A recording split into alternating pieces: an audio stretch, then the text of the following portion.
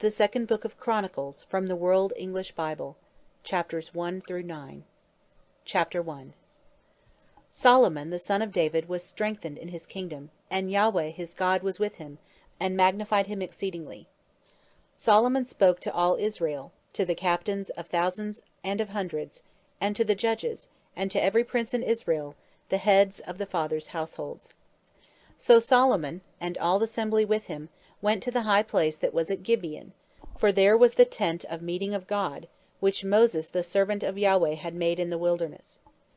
But David had brought the ark of God up from Kiriath Jearim to the place that David had prepared for it, for he had pitched a tent for it at Jerusalem. Moreover, the bronze altar, that Bezalel the son of Uri, the son of Hur, had made, was there before the tabernacle of Yahweh, and Solomon and the assembly were seeking counsel there. Solomon went up there to the bronze altar before Yahweh, which was at the tent of meeting, and offered 1,000 burnt offerings on it. In that night God appeared to Solomon, and said to him, "Ask what I shall give you." Solomon said to God, "You have shown a great loving kindness to David my father, and have made me king in his place. Now, Yahweh, God, let your promise to David my father be established, for you have made me king over a people like the dust of the earth in multitude.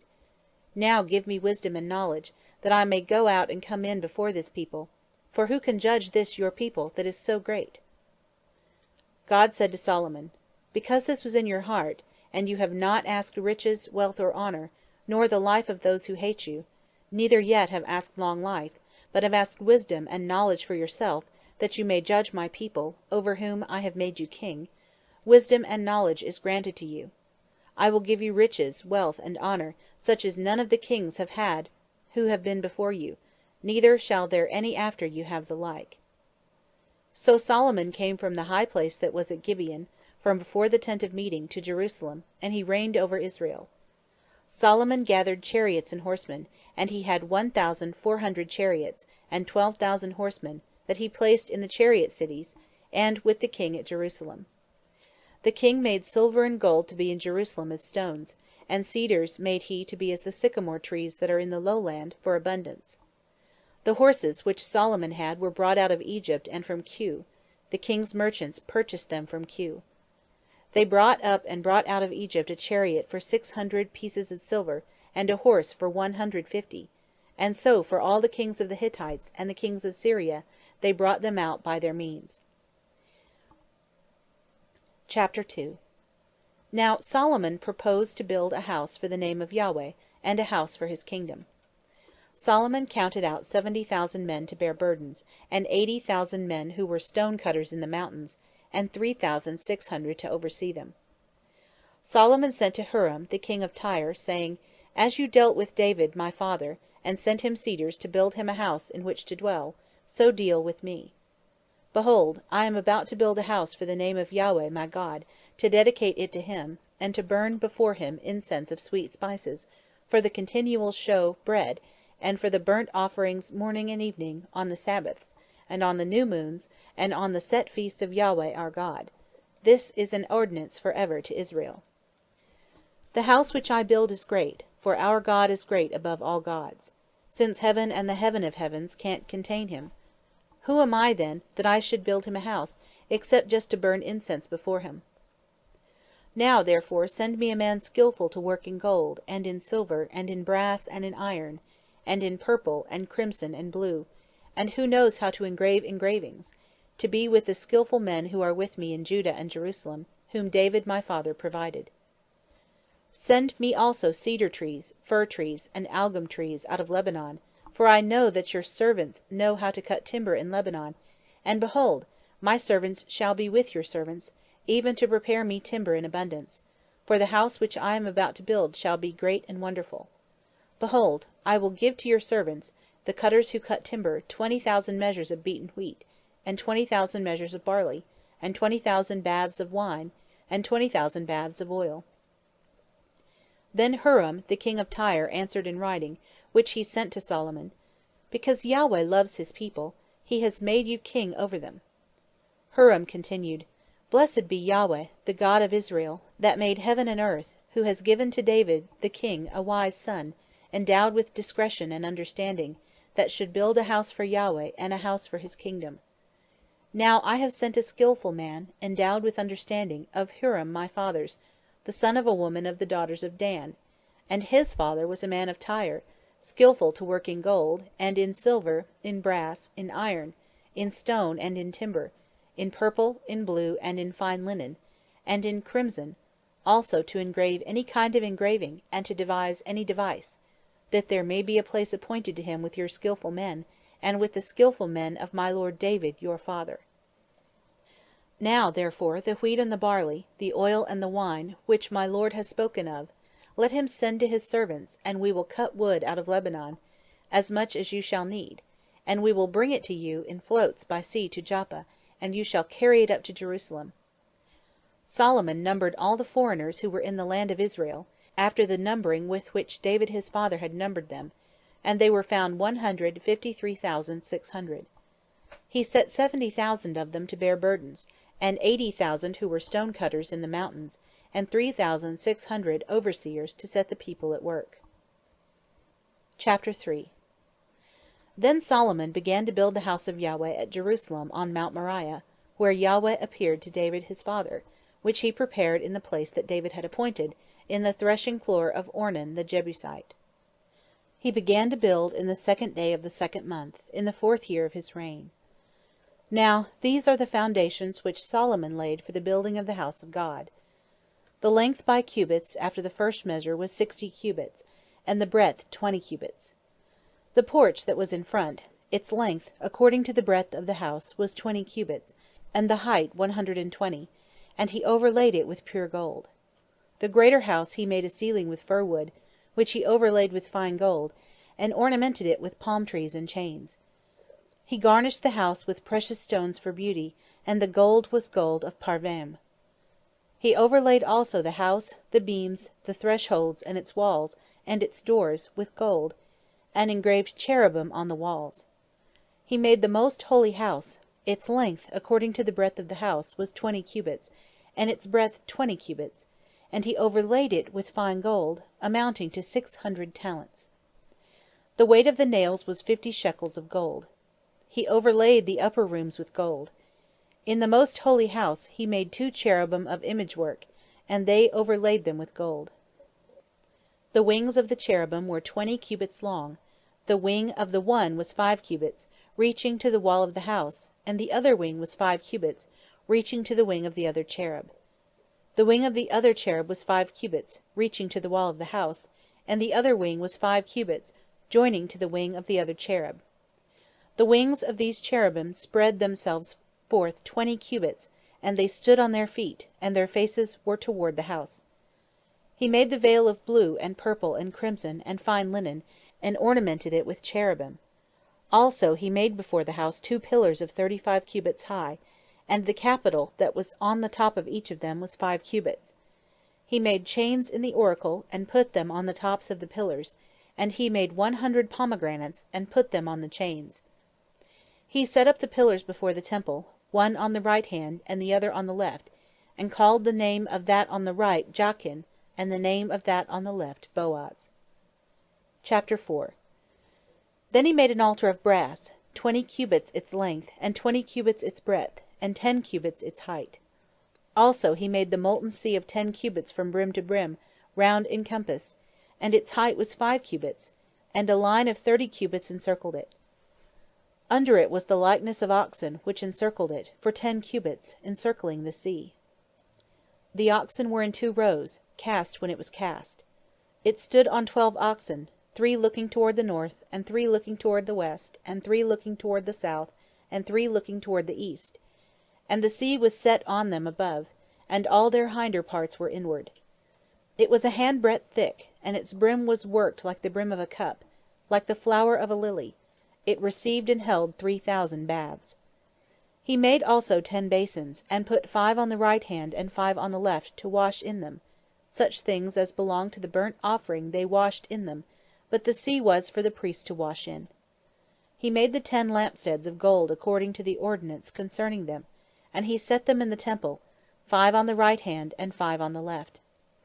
He made also 10 tables, and placed them in the temple, 5 on the right side, and 5 on the left. He made 100 basins of gold. Furthermore, he made the court of the priests, and the great court, and doors for the court, and overlaid their doors with brass. He then set the sea on the right side of the house eastward, toward the south.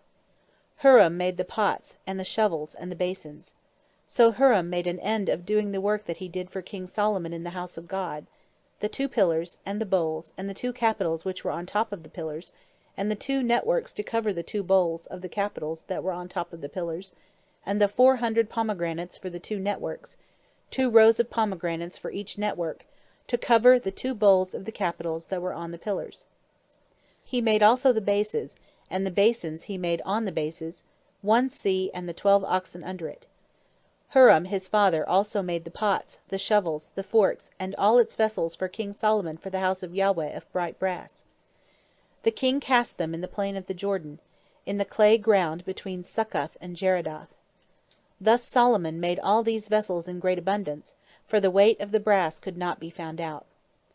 Solomon made all the vessels that were in the house of God, the golden altar also, and the tables, with the showbread on them, and the lampsteads with their lamps, to burn according to the ordinance before the oracle, of pure gold, and the flowers and the lamps and the tongs of gold, and that perfect gold, and the snuffers, and the basins, and the spoons, and the firepans, of pure gold. And as for the entry of the house, the inner doors of it for the most holy place, and the doors of the main hall of the temple, were of gold. Chapter 5. Thus all the work that Solomon did for the house of Yahweh was finished. Solomon brought in the things that David his father had dedicated, even the silver and the gold and all the vessels, and put them in the treasuries of the house of God. Then Solomon assembled the elders of Israel, and all the heads of the tribes, the princes of the fathers' households of the children of Israel, to Jerusalem, to bring up the ark of the covenant of Yahweh out of the city of David, which is Zion. And all the men of Israel assembled themselves to the king at the feast, which was in the 7th month. All the elders of Israel came, and the Levites took up the ark, and they brought up the ark, and the tent of meeting, and all the holy vessels that were in the tent. These the priests the Levites brought up. King Solomon and all the congregation of Israel, that were assembled to him, were before the ark, sacrificing sheep and cattle, that could not be counted nor numbered for multitude. The priests brought in the ark of the covenant of Yahweh to its place, into the oracle of the house, to the most holy place, even under the wings of the cherubim. For the cherubim spread forth their wings over the place of the ark, and the cherubim covered the ark and its poles above. The poles were so long that the ends of the poles were seen from the ark before the oracle, but they were not seen outside, and there it is to this day. There was nothing in the ark except the 2 tables which Moses put at Horeb, when Yahweh made a covenant with the children of Israel, when they came out of Egypt.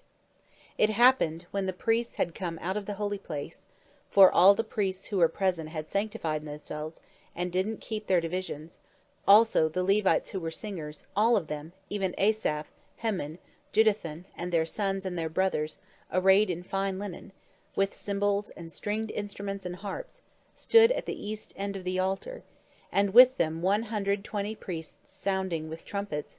It happened, when the trumpeters and singers were as one, to make one sound to be heard in praising and thanking Yahweh, and when they lifted up their voice with the trumpets and cymbals and instruments of music, and praised Yahweh, saying, For he is good, for his loving kindness endures forever, that then the house was filled with a cloud, even the house of Yahweh, so that the priests could not stand to minister by reason of the cloud, for the glory of Yahweh filled the house of God. Chapter 6. Then Solomon said, Yahweh has said that he would dwell in the thick darkness, but I have built you a house of habitation, and a place for you to dwell in forever. The king turned his face, and blessed all the assembly of Israel, and all the assembly of Israel stood. He said, Blessed be Yahweh, the God of Israel, who spoke with his mouth to David my father, and has with his hands fulfilled it, saying, Since the day that I brought forth my people out of the land of Egypt, I chose no city out of all the tribes of Israel to build a house in, that my name might be there, neither chose I any man to be prince over my people Israel, but I have chosen Jerusalem, that my name might be there, and I have chosen David to be over my people Israel. Now it was in the heart of David my father to build a house for the name of Yahweh, the God of Israel. But Yahweh said to David my father, Whereas it was in your heart to build a house for my name, you did well that it was in your heart. Nevertheless you shall not build the house, but your son, who shall come forth out of your body, he shall build the house for my name. Yahweh has performed his word that he spoke, for I have risen up in the place of David my father, and sit on the throne of Israel, as Yahweh promised, and I have built the house for the name of Yahweh, the God of Israel. There I have set the ark, which is the covenant of Yahweh, which he made with the children of Israel. He stood before the altar of Yahweh in the presence of all the assembly of Israel, and spread forth his hands, for Solomon had made a bronze scaffold 5 cubits long, and 5 cubits broad, and 3 cubits high, and had set it in the midst of the court. And on it he stood, and kneeled down on his knees before all the assembly of Israel, and spread forth his hands toward heaven. And he said, Yahweh, the God of Israel, there is no God like you, in heaven or on earth, you who keep covenant and loving kindness with your servants, who walk before you with all their heart, who have kept with your servant David my father that which you promised him. Yes, you spoke with your mouth, and have fulfilled it with your hand, as it is this day. Now therefore, Yahweh, the God of Israel, keep with your servant David my father that which you promised him, saying, There shall not fail you a man in my sight to sit on the throne of Israel, if only your children take heed to their way, to walk in my law as you have walked before me. Now therefore, Yahweh, the God of Israel, let your word be verified, which you spoke to your servant David. But will God indeed dwell with men on the earth? Behold, heaven and the heaven of heavens can't contain you, how much less this house which I have built? Yet have respect for the prayer of your servant, and to his supplication, Yahweh my God. Listen to the cry and to the prayer which your servant prays before you, that your eyes may be opened toward this house day and night, even toward the place where you have said that you would put your name, to listen to the prayer which your servant shall pray toward this place. Listen to the petitions of your servant and of your people Israel, when they shall pray toward this place. Yes, hear from your dwelling place, even from heaven, and when you hear, forgive. If a man sin against his neighbor, and an oath is laid on him to cause him to swear, and he comes and swears before your altar in this house, then hear from heaven, and do, and judge your servants, bringing retribution to the wicked, to bring his way on his own head, and justifying the righteous, to give him according to his righteousness. If your people Israel be struck down before the enemy, because they have sinned against you, and shall turn again and confess your name, and pray and make supplication before you in this house, then hear from heaven, and forgive the sin of your people Israel, and bring them again to the land which you gave to them and to their fathers. When the sky is shut up, and there is no rain, because they have sinned against you, if they pray toward this place, and confess your name, and turn from their sin, when you afflict them, then hear in heaven, and forgive the sin of your servants, and of your people Israel, when you teach them the good way in which they should walk, and send rain on your head, which you have given to your people for an inheritance. If there is famine in the land, if there is pestilence, if there is blight or mildew, locust or caterpillar, if their enemies besiege them in the land of their cities, whatever plague or whatever sickness there is, whatever prayer and supplication be made by any man, or by all your people Israel, who shall know every man his own plague and his own sorrow, and shall spread forth his hands toward this house, then hear from heaven, your dwelling place, and forgive, and render to every man according to all his ways, whose heart you know. For you, even you only, know the hearts of the children of men, that they may fear you, to walk in your ways, so long as they live in the land which you gave to our fathers. Moreover, concerning the foreigner, who is not of your people Israel, when he shall come from a far country for your great name's sake, and your mighty hand, and your outstretched arm, when they shall come and pray toward this house, then hear from heaven, even from your dwelling place, and do according to all that the foreigner calls to you for, that all the peoples of the earth may know your name, and fear you, as does your people Israel, and that they may know that this house which I have built is called by your name. If your people go out to battle against their enemies, by whatever you shall send them, and they pray to you toward this city which you have chosen, and the house which I have built for your name, then hear from heaven their prayer and their supplication, and maintain their cause. If they sin against you, for there is no man who doesn't sin, and you are angry with them, and deliver them to the enemy, so that they carry them away captive to a land far off or near, yet if they shall repent themselves in the land where they are carried captive, and turn again, and make supplication to you in the land of their captivity, saying, We have sinned, we have done perversely, and have dealt wickedly, if they return to you with all their heart and with all their soul in the land of their captivity, where they have carried them captive, and pray toward their land, which you gave to their fathers, and the city which you have chosen, and toward the house which I have built for your name, then hear from heaven, even from your dwelling place, their prayer and their petitions, and maintain their cause, and forgive your people who have sinned against you. Now, my God, let, I beg you, your eyes be open, and let your ears be attentive to the prayer that is made in this place. Now therefore arise, Yahweh God, into your resting place, you and the ark of your strength. Let your priests, Yahweh God, be clothed with salvation, and let your saints rejoice in goodness. Yahweh God, don't turn away the face of your anointed. Remember your loving kindnesses to David your servant.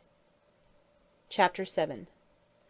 Now when Solomon had made an end of praying, the fire came down from heaven, and consumed the burnt offerings and the sacrifices, and the glory of Yahweh filled the house.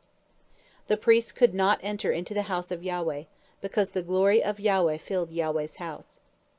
All the children of Israel looked on, when the fire came down, and the glory of Yahweh was on the house, and they bowed themselves with their faces to the ground on the pavement, and worshipped, and gave thanks to Yahweh, saying, For he is good, for his loving kindness endures forever. Then the king and all the people offered sacrifice before Yahweh.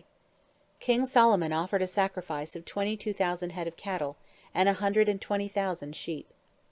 So the king and all the people dedicated the house of God. The priests stood, according to their positions, the Levites also with instruments of music of Yahweh, which David the king had made to give thanks to Yahweh, when David praised by their ministry, saying, For his loving kindness endures forever. The priests sounded trumpets before them, and all Israel stood.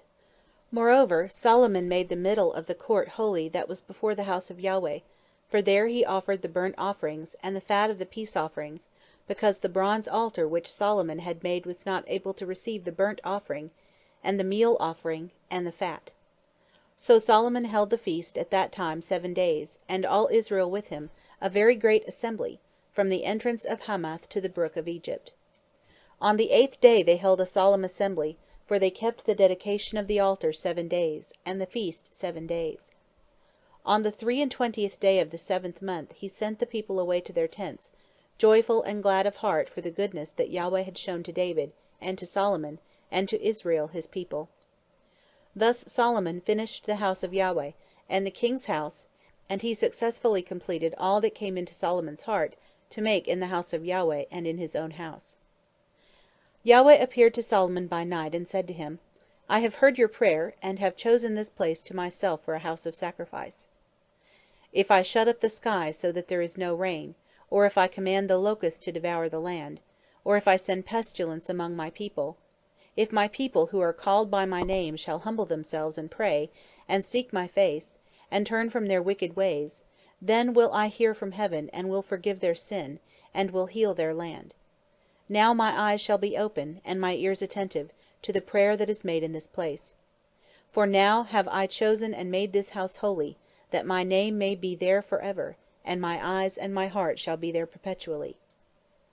As for you, if you will walk before me as David your father walked, and do according to all that I have commanded you, and will keep my statutes and my ordinances, then I will establish the throne of your kingdom, according as I covenanted with David your father, saying, There shall not fail you a man to be ruler in Israel. But if you turn away, and forsake my statutes and my commandments which I have set before you, and shall go and serve other gods, and worship them, then I will pluck them up by the roots out of my land which I have given them, and this house, which I have made holy for my name, I will cast out of my sight, and I will make it a proverb and a byword among all peoples. This house which is so high, every one who passes by it shall be astonished, and shall say, Why has Yahweh done thus to this land and to this house? They shall answer, Because they abandoned Yahweh, the God of their fathers, who brought them forth out of the land of Egypt, and took other gods, worshipped them, and served them. Therefore he has brought all this evil on them. Chapter 8. It happened at the end of 20 years, in which Solomon had built the house of Yahweh, and his own house, that the cities which Huram had given to Solomon, Solomon built them, and caused the children of Israel to dwell there. Solomon went to Hamath Zobah, and prevailed against it.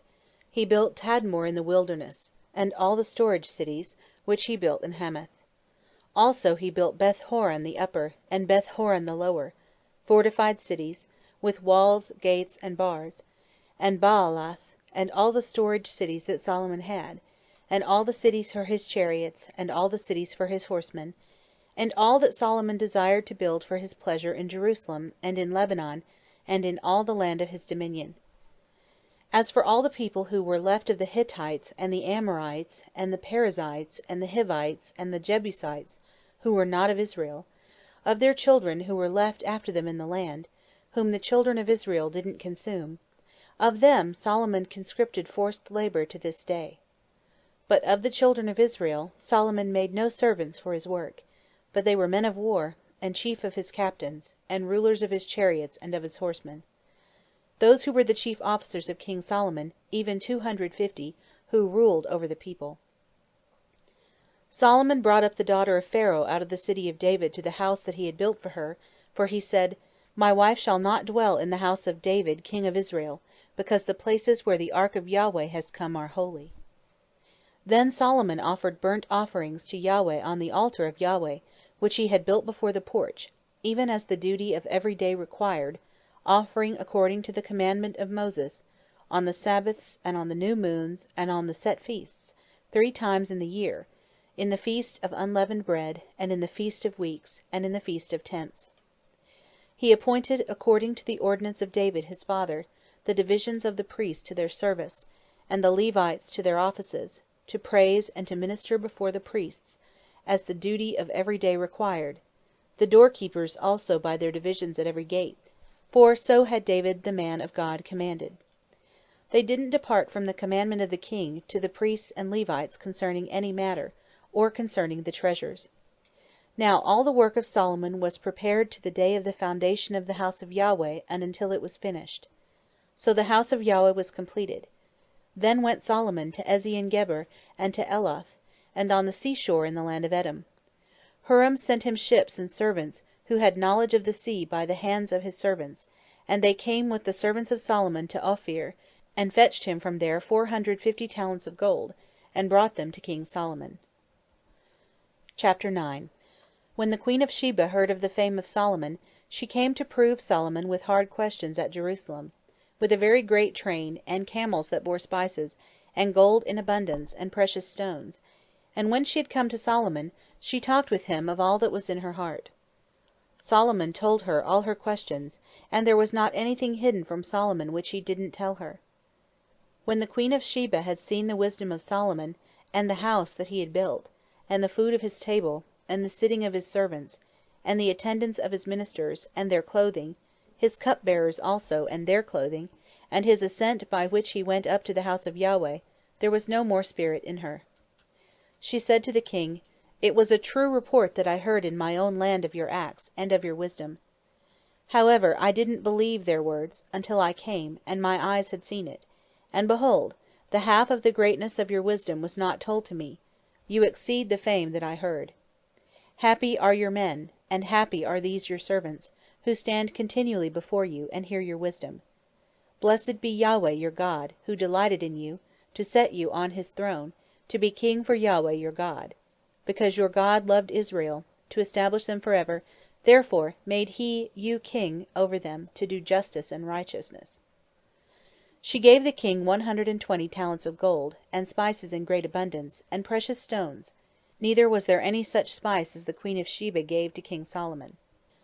The servants also of Huram, and the servants of Solomon, who brought gold from Ophir, brought aglam trees and precious stones.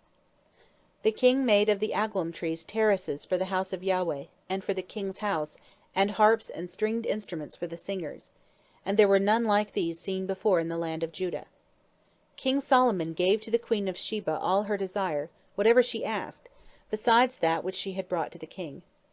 So she turned, and went to her own land, she and her servants.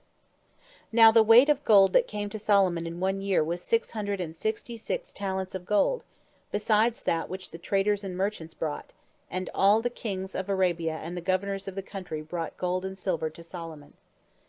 King Solomon made 200 bucklers of beaten gold. 600 shekels of beaten gold went to 1 buckler. He made 300 shields of beaten gold. 300 shekels of gold went to 1 shield, and the king put them in the house of the forest of Lebanon. Moreover, the king made a great throne of ivory, and overlaid it with pure gold. And there were 6 steps to the throne, with a footstool of gold, which were fastened to the throne, and stays on either side by the place of the seat, and 2 lions standing beside the stays. 12 lions stood there on the one side, and on the other on the 6 steps.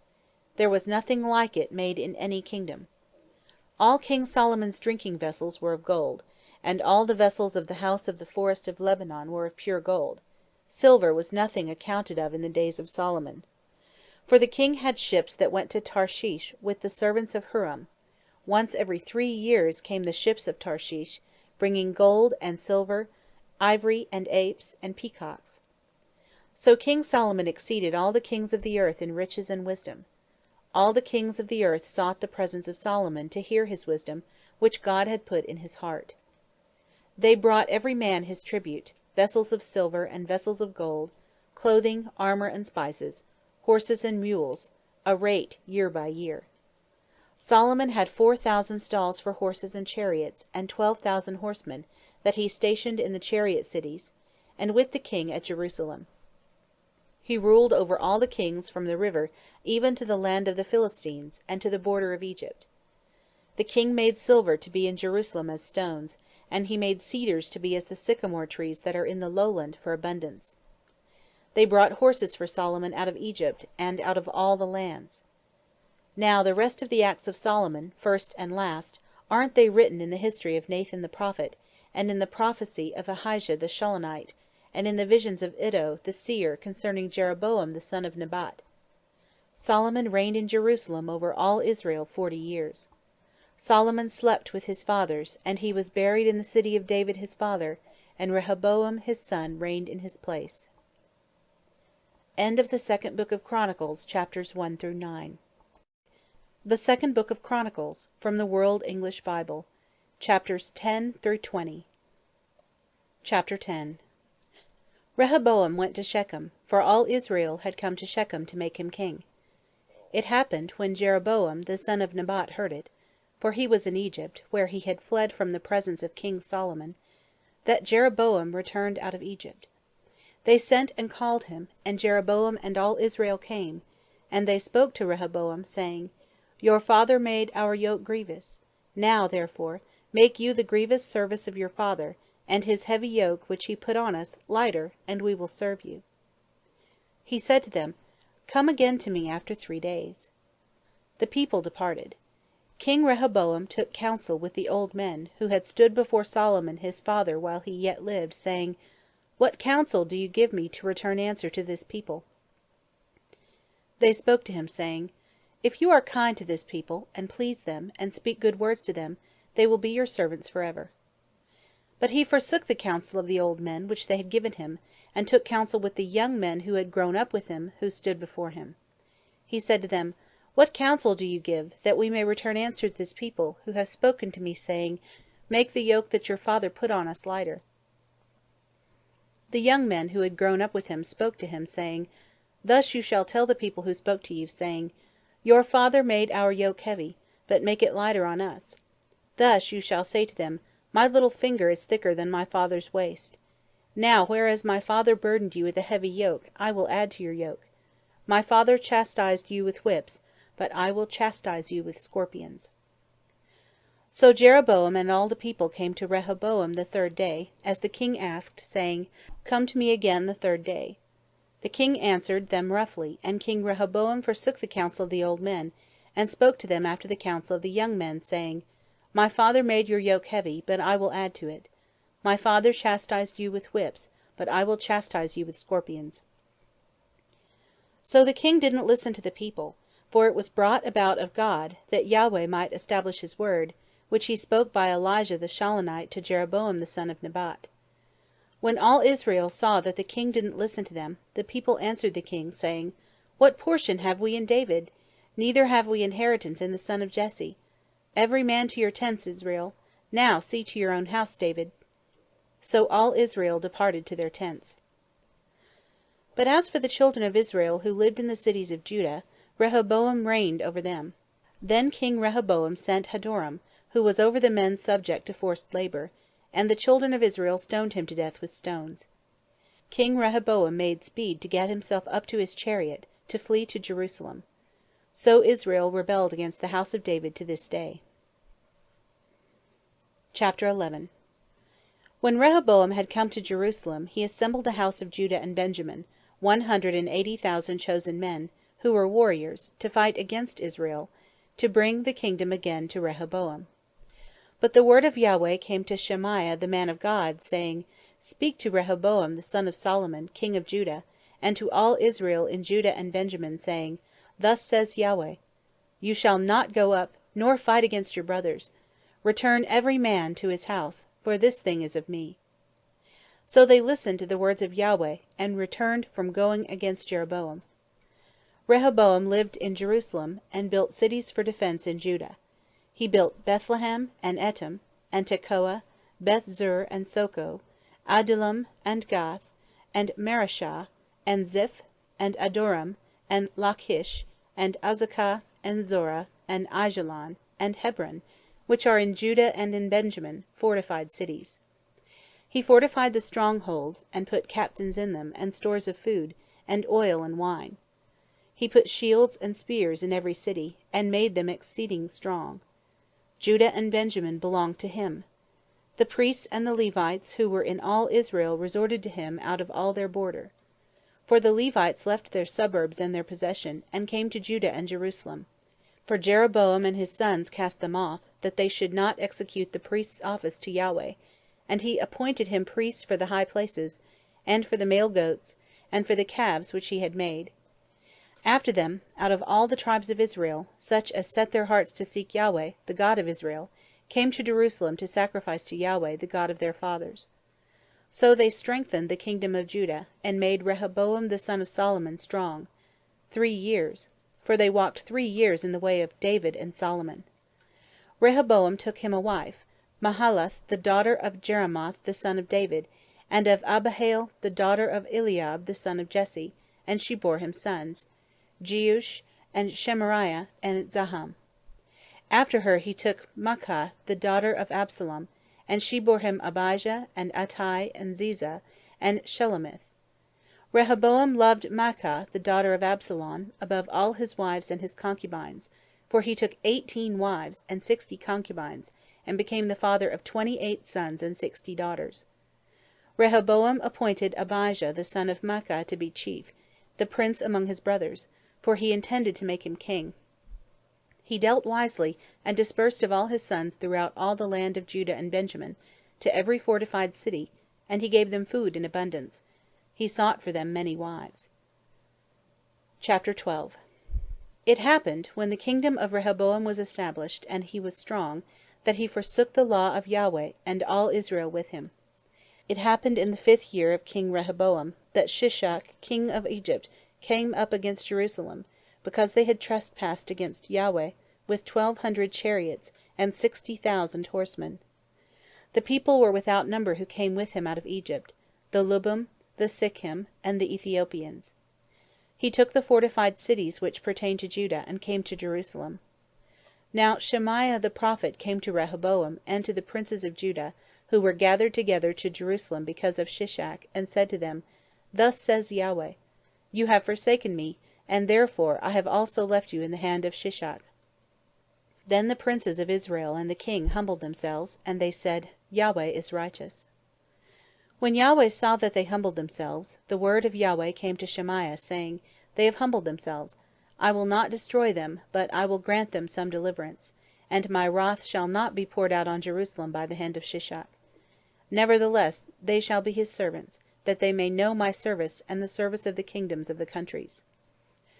So Shishak king of Egypt came up against Jerusalem, and took away the treasures of the house of Yahweh, and the treasures of the king's house. He took it all away. He also took away the shields of gold which Solomon had made. King Rehoboam made in their place shields of brass, and committed them to the hands of the captains of the guard, who kept the door of the king's house. It was so, that as often as the king entered into the house of Yahweh, the guard came and bore them, and brought them back into the guard-room. When he humbled himself, the wrath of Yahweh turned from him, so as not to destroy him altogether, and moreover in Judah there were good things found. So King Rehoboam strengthened himself in Jerusalem, and reigned. For Rehoboam was 41 years old when he began to reign, and he reigned 17 years in Jerusalem, the city which Yahweh had chosen out of all the tribes of Israel, to put his name there. And his mother's name was Naamah the Ammonitess. He did that which was evil, because he didn't set his heart to seek Yahweh. Now, the acts of Rehoboam, first and last, aren't they written in the histories of Shemaiah the prophet, and of Iddo the seer, after the way of genealogies? There were wars between Rehoboam and Jeroboam continually. Rehoboam slept with his fathers, and was buried in the city of David, and Abijah his son reigned in his place. Chapter 13. In the 18th year of King Jeroboam began Abijah to reign over Judah. He reigned 3 years in Jerusalem, and his mother's name was Micaiah the daughter of Uriel of Gibeah. There was a war between Abijah and Jeroboam. Abijah joined battle with an army of valiant men of war, even 400,000 chosen men, and Jeroboam set the battle in array against him with 800,000 chosen men, who were mighty men of valor. Abijah stood up on Mount Zemaraim, which is in the hill country of Ephraim, and said, Hear me, Jeroboam, and all Israel. Ought you not to know that Yahweh, the God of Israel, gave the kingdom over Israel to David forever, even to him and to his sons by a covenant of salt? Yet Jeroboam the son of Nebat, the servant of Solomon, the son of David, rose up, and rebelled against his Lord. There were gathered to him worthless men, base fellows, who strengthened themselves against Rehoboam the son of Solomon, when Rehoboam was young and tender-hearted, and could not withstand them. Now you think to withstand the kingdom of Yahweh in the hand of the sons of David, and you are a great multitude, and there are with you the golden calves which Jeroboam made for gods. Haven't you driven out the priests of Yahweh, the sons of Aaron, and the Levites, and made priests for yourselves after the ways of the peoples of other lands? So that whoever comes to consecrate himself with a young bull and 7 rams, the same may be a priest of those who are no gods. But as for us, Yahweh is our God, and we have not forsaken him, and we have priests ministering to Yahweh, the sons of Aaron, and the Levites in their work, and they burn to Yahweh every morning and every evening burnt offerings and sweet incense. They also set the showbread in order on the pure table, and the lampstead of gold with its lamps, to burn every evening. For we keep the instruction of Yahweh our God, but you have forsaken him. Behold, God is with us at our head, and his priests with the trumpets of alarm to sound an alarm against you. Children of Israel, don't fight against Yahweh, the God of your fathers, for you shall not prosper. But Jeroboam caused an ambush to come about behind them, so they were before Judah, and the ambush was behind them. When Judah looked back, behold, the battle was before and behind them, and they cried to Yahweh, and the priests sounded with the trumpets. Then the men of Judah gave a shout, and as the men of Judah shouted, it happened that God struck Jeroboam and all Israel before Abijah and Judah. The children of Israel fled before Judah, and God delivered them into their hand. Abijah and his people killed them with a great slaughter, so there fell down slain of Israel 500,000 chosen men. Thus the children of Israel were brought under at that time, and the children of Judah prevailed, because they relied on Yahweh, the God of their fathers. Abijah pursued after Jeroboam, and took cities from him, Bethel with its towns, and Jeshanah with its towns, and Ephron with its towns. Jeroboam didn't recover strength again in the days of Abijah. Yahweh struck him, and he died. But Abijah grew mighty, and took to himself 14 wives, and became the father of 22 sons and 16 daughters. The rest of the acts of Abijah and his ways and his sayings are written in the commentary of the prophet Iddo. Chapter 14. So Abijah slept with his fathers, and they buried him in the city of David, and Asa his son reigned in his place. In his days the land was quiet 10 years. Asa did that which was good and right in the eyes of Yahweh his God, for he took away the foreign altars and the high places, and broke down the pillars, and cut down the Asherim, and commanded Judah to seek Yahweh, the God of their fathers, and to do the law and the commandment. Also he took away out of all the cities of Judah the high places and the sun images, and the kingdom was quiet before him. He built fortified cities in Judah, for the land was quiet, and he had no war in those years, because Yahweh had given him rest. For he said to Judah, Let us build these cities, and make walls around them, with towers, gates, and bars. The land is yet before us, because we have sought Yahweh our God, and we have sought him, and he has given us rest on every side. So they built and prospered. Asa had an army that bore bucklers and spears, out of Judah 300,000, and out of Benjamin, that bore shields and drew bows, 280,000. All these were mighty men of valor. There came out against them Zerah the Ethiopian with an army of 1,000,000 troops, and 300 chariots, and he came to Mareshah. Then Asa went out to meet him, and they set the battle in array in the valley of Zaphath at Mareshah. Asa cried to Yahweh his God, and said, Yahweh, there is none besides you to help, between the mighty and him who has no strength. Help us, Yahweh our God, for we rely on you, and in your name are we come against this multitude. Yahweh, you are our God, don't let man prevail against you. So Yahweh struck the Ethiopians before Asa, and before Judah, and the Ethiopians fled. Asa and the people who were with him pursued them to Gerar, and there fell of the Ethiopians so many that they could not recover themselves, for they were destroyed before Yahweh and before his army, and they carried away very much booty. They struck all the cities around Gerar, for the fear of Yahweh came on them, and they despoiled all the cities, for there was much spoil in them. They struck also the tents of livestock, and carried away sheep in abundance, and camels, and returned to Jerusalem. Chapter 15. The Spirit of God came on Azariah the son of Oded, and he went out to meet Asa, and said to him, Hear me, Asa, and all Judah and Benjamin. Yahweh is with you, while you are with him, and if you seek him he will be found by you, but if you forsake him he will forsake you. Now for a long time Israel was without the true God, and without a teaching priest, and without law. But when in their distress they turned to Yahweh, the God of Israel, and sought him, he was found by them. In those times there was no peace to him who went out, nor to him who came in, but great troubles were on all the inhabitants of the lands. They were broken in pieces, nation against nation, and city against city, for God troubled them with all adversity. But you be strong, and don't let your hands be slack, for your work shall be rewarded. When Asa heard these words, and the prophecy of Oded the prophet, he took courage, and put away the abominations out of all the land of Judah and Benjamin, and out of all the cities which he had taken from the hill country of Ephraim, and he renewed the altar of Yahweh that was before the porch of Yahweh. He gathered all Judah and Benjamin, and those who lived with them out of Ephraim and Manasseh, and out of Simeon, for they fell to him out of Israel in abundance, when they saw that Yahweh his God was with him. So they gathered themselves together at Jerusalem in the 3rd month, in the 15th year of the reign of Asa. They sacrificed to Yahweh in that day, of the spoil which they had brought, 700 head of cattle and 7,000 sheep. They entered into the covenant to seek Yahweh, the God of their fathers, with all their heart and with all their soul, and that whoever would not seek Yahweh, the God of Israel, should be put to death, whether small or great, whether man or woman. They swore to Yahweh with a loud voice, and with shouting, and with trumpets, and with cornets. All Judah rejoiced at the oath, for they had sworn with all their heart, and sought him with their whole desire, and he was found of them, and Yahweh gave them rest all around. Also Maachah, the mother of Asa the king, he removed from being queen, because she had made an abominable image for an Asherah, and Asa cut down her image, and made a dust of it, and burnt it at the brook Kidron. But the high places were not taken away out of Israel. Nevertheless the heart of Asa was perfect all his days.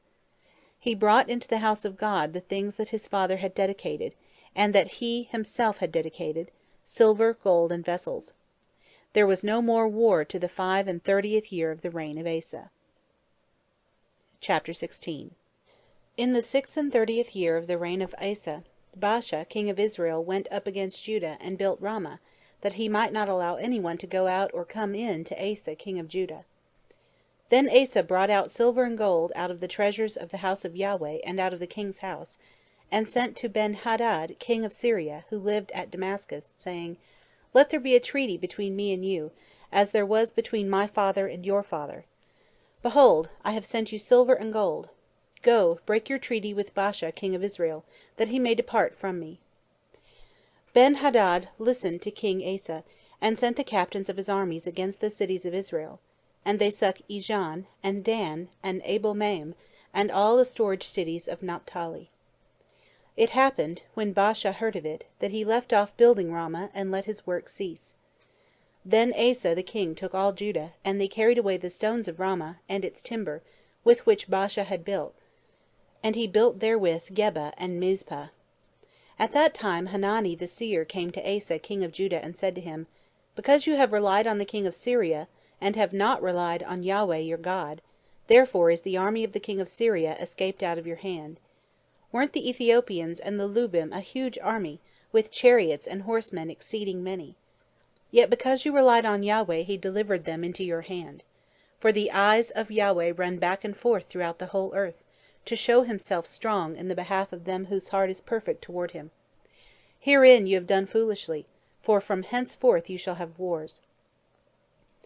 Then Asa was angry with the seer, and put him in the prison, for he was in a rage with him because of this thing. Asa oppressed some of the people at the same time. Behold, the acts of Asa, first and last, behold, they are written in the book of the kings of Judah and Israel. In the 39th year of his reign Asa was diseased in his feet. His disease was exceeding great, yet in his disease he didn't seek Yahweh, but to the physicians. Asa slept with his fathers, and died in the 41st year of his reign. They buried him in his own tombs, which he had dug for himself in the city of David, and laid him in the bed which was filled with sweet odors, and various kinds of spices prepared by the perfumer's art, and they made a very great burning for him. Chapter 17.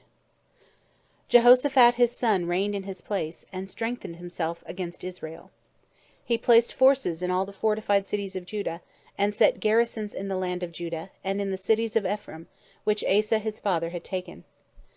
Yahweh was with Jehoshaphat, because he walked in the first ways of his father David, and didn't seek the Baals, but sought to the God of his father, and walked in his commandments, and not after the doings of Israel. Therefore Yahweh established the kingdom in his hand, and all Judah brought Jehoshaphat tribute, and he had riches and honor in abundance. His heart was lifted up in the ways of Yahweh, and furthermore he took away the high places and the Asherim out of Judah. Also in the 3rd year of his reign he sent his princes, even Ben-Hail, and Obadiah, and Zechariah, and Nathaniel, and Micaiah, to teach in the cities of Judah, and with them the Levites, even Shemaiah, and Nethaniah, and Zebadiah, and Ashahel, and Shemiramoth, and Jehonanath, and Adonijah, and Tobijah, and Tobonadijah, the Levites, and with them Elishama and Jehoram the priests. They taught in Judah, having the book of the law of Yahweh with them, and they went about throughout the cities of Judah, and taught among the people. The fear of Yahweh fell on all the kingdoms of the land that were around Judah, so that they made no war against Jehoshaphat. Some of the Philistines brought Jehoshaphat presents, and silver for tribute. The Arabians also brought him flocks, 7,700 rams, and 7,700 male goats.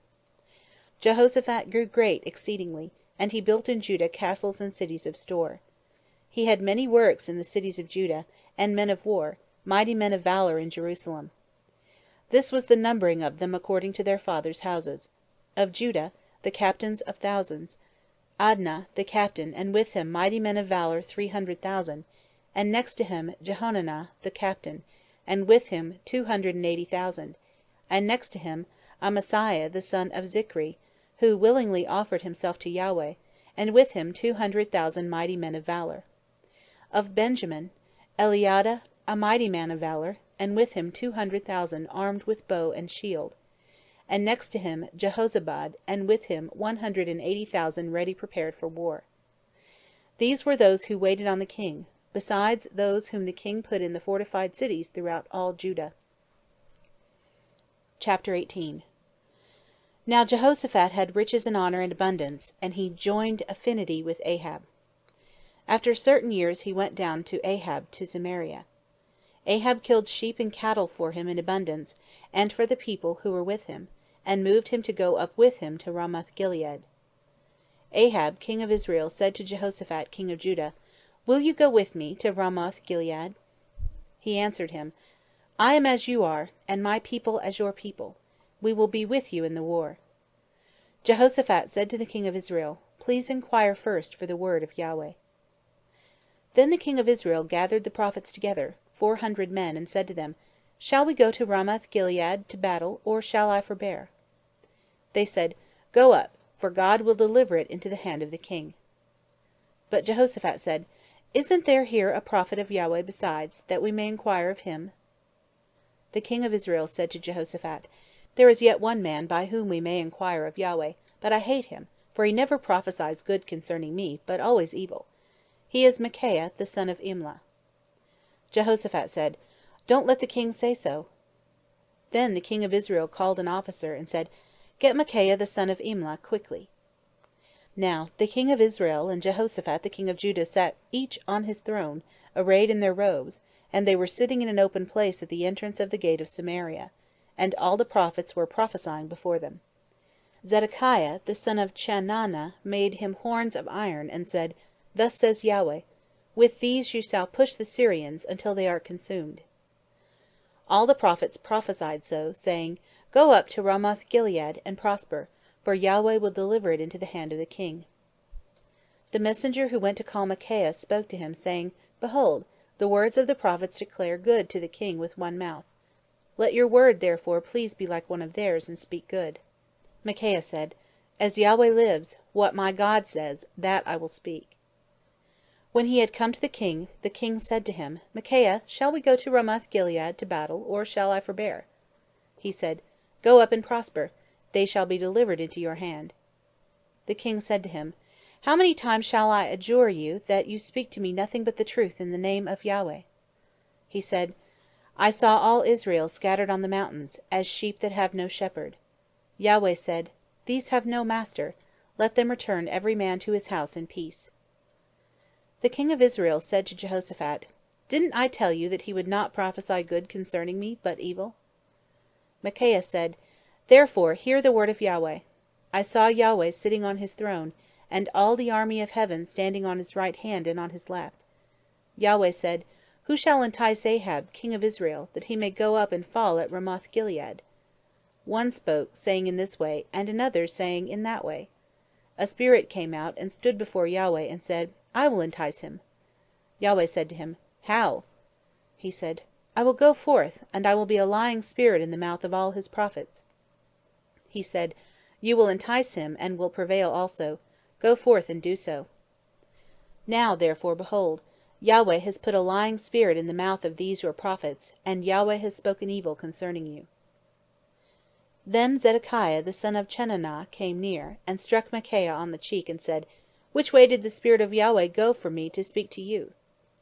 Micaiah said, "Behold, you shall see on that day, when you shall go into an inner room to hide yourself." The king of Israel said, "Take Micaiah, and carry him back to Anon the governor of the city, and to Joash the king's son, and say, 'Thus says the king, Put this fellow in the prison, and feed him with bread of affliction and with water of affliction, until I return in peace.'" Micaiah said, "If you return at all in peace, Yahweh has not spoken by me." He said, "Listen, you peoples, all of you." So the king of Israel and Jehoshaphat the king of Judah went up to Ramoth-Gilead. The king of Israel said to Jehoshaphat, "I will disguise myself and go into the battle, but you put on your robes." So the king of Israel disguised himself, and they went into the battle. Now the king of Syria had commanded the captains of his chariots, saying, "Fight neither with small nor great, except only with the king of Israel." It happened, when the captains of the chariots saw Jehoshaphat, that they said, "It is the king of Israel." Therefore they turned around to fight against him. But Jehoshaphat cried out, and Yahweh helped him, and God moved them to depart from him. It happened, when the captains of the chariots saw that it was not the king of Israel, that they turned back from pursuing him. A certain man drew his bow at random, and struck the king of Israel between the joints of the armor. Therefore he said to the driver of the chariot, "Turn your hand, and carry me out of the army, for I am severely wounded." The battle increased that day. However, the king of Israel propped himself up in his chariot against the Syrians until the evening, and about the time of the going down of the sun he died. Chapter 19. Jehoshaphat the king of Judah returned to his house in peace to Jerusalem. Jehu the son of Hanani the seer went out to meet him, and said to the king Jehoshaphat, "Should you help the wicked, and love those who hate Yahweh? Because of this, wrath is on you from before Yahweh.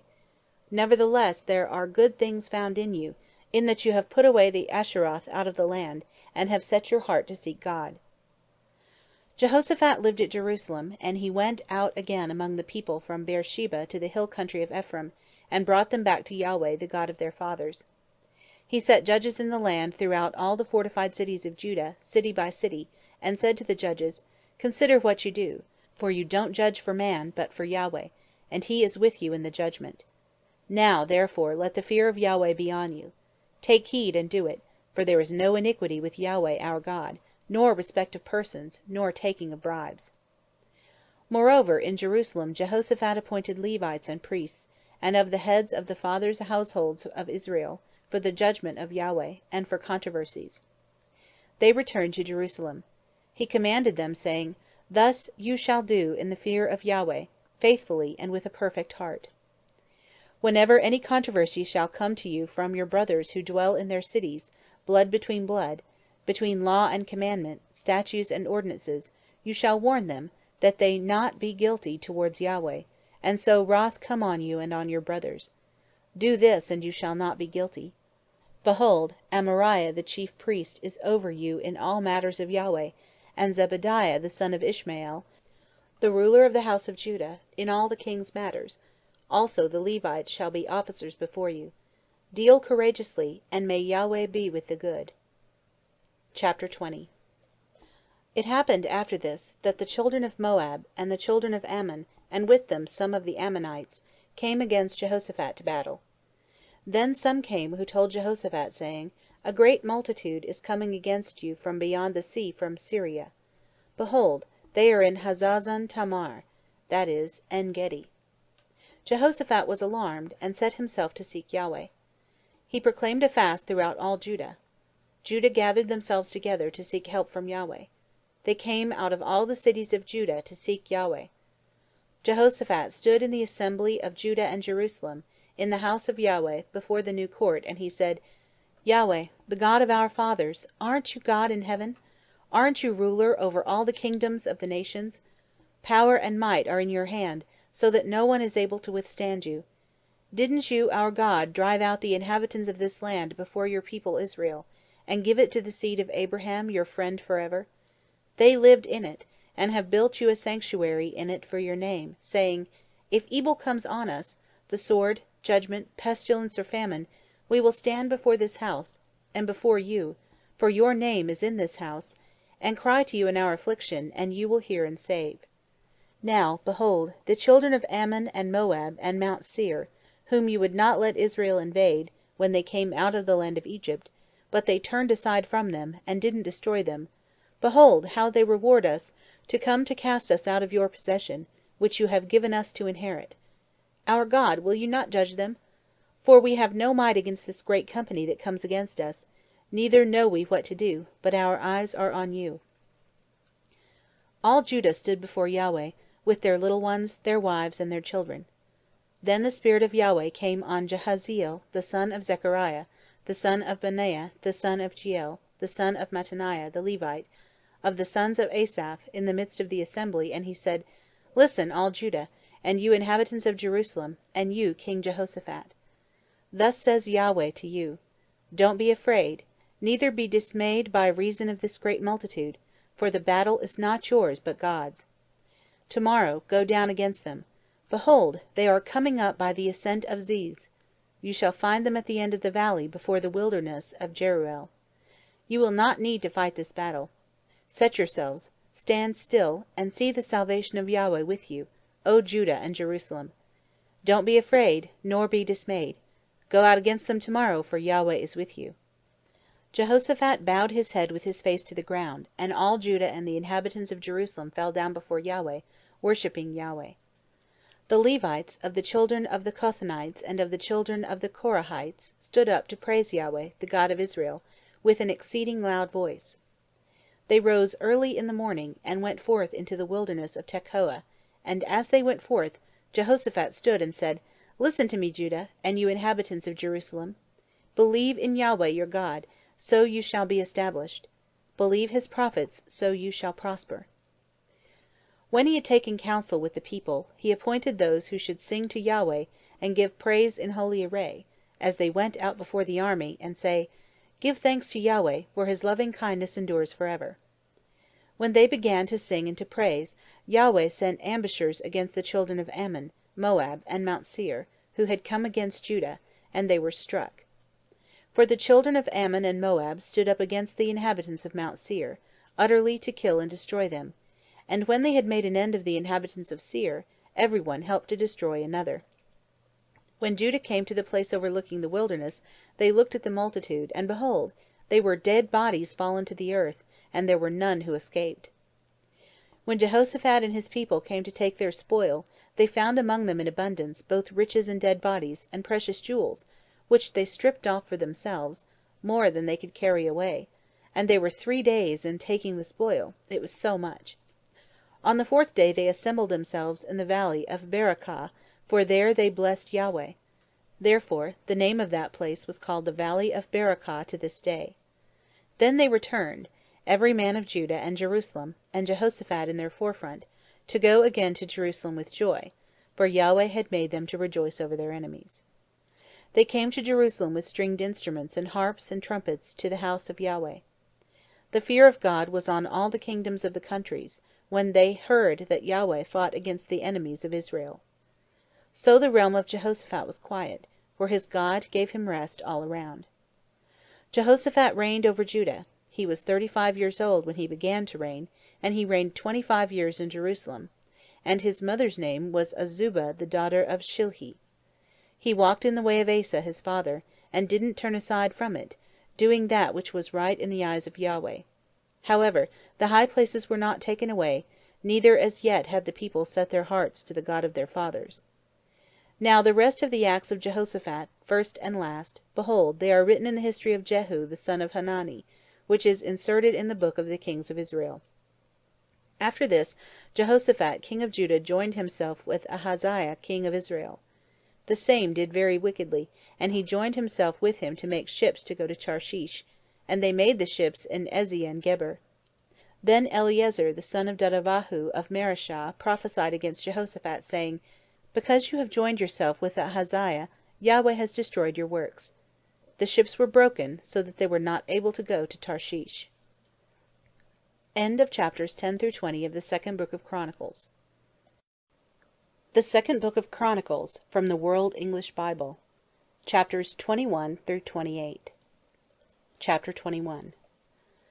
Jehoshaphat slept with his fathers, and was buried with his fathers in the city of David. And Jehoram his son reigned in his place. He had brothers, the sons of Jehoshaphat, Azariah, and Jehiel, and Zechariah, and Azariah, and Michael, and Shephatiah, and all these were the sons of Jehoshaphat king of Israel. Their father gave them great gifts, of silver and of gold, and of precious things, with fortified cities in Judah, but the kingdom he gave to Jehoram, because he was the firstborn. Now when Jehoram was risen up over the kingdom of his father, and had strengthened himself, he killed all his brothers with the sword, and various also of the princes of Israel. Jehoram was 32 years old when he began to reign, and he reigned 8 years in Jerusalem. He walked in the way of the kings of Israel, as did the house of Ahab, for he had the daughter of Ahab as wife, and he did that which was evil in the sight of Yahweh. However, Yahweh would not destroy the house of David, because of the covenant that he had made with David, and as he promised to give a lamp to him and his children always. In his days Edom revolted from under the hand of Judah, and made a king over themselves. Then Jehoram passed over with his captains, and all his chariots with him, And he rose up by night, and struck the Edomites who surrounded him, along with the captains of the chariots. So Edom revolted from under the hand of Judah to this day. Then Libnah revolted at the same time from under his hand, because he had forsaken Yahweh, the God of his fathers. Moreover, he made high places in the mountains of Judah, and made the inhabitants of Jerusalem to play the prostitute, and led Judah astray. A letter came to him from Elijah the prophet, saying, Thus says Yahweh, the God of David your father, Because you have not walked in the ways of Jehoshaphat your father, nor in the ways of Asa king of Judah, but have walked in the way of the king of Israel, and have made Judah and the inhabitants of Jerusalem to play the prostitute, like the house of Ahab did, and also have slain your brothers, of your father's house, who were better than yourself, behold, Yahweh will strike with a great plague your people, and your children, and your wives, and all your substance, and you shall have great sickness by disease of your bowels, until your bowels fall out by reason of the sickness, day by day.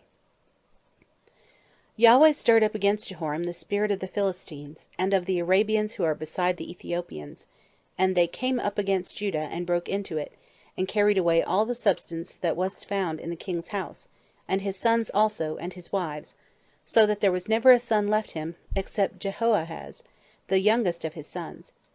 After all this, Yahweh struck him in his bowels with an incurable disease. It happened in process of time, at the end of 2 years, that his bowels fell out by reason of his sickness, and he died of severe diseases. His people made no burning for him, like the burning of his fathers.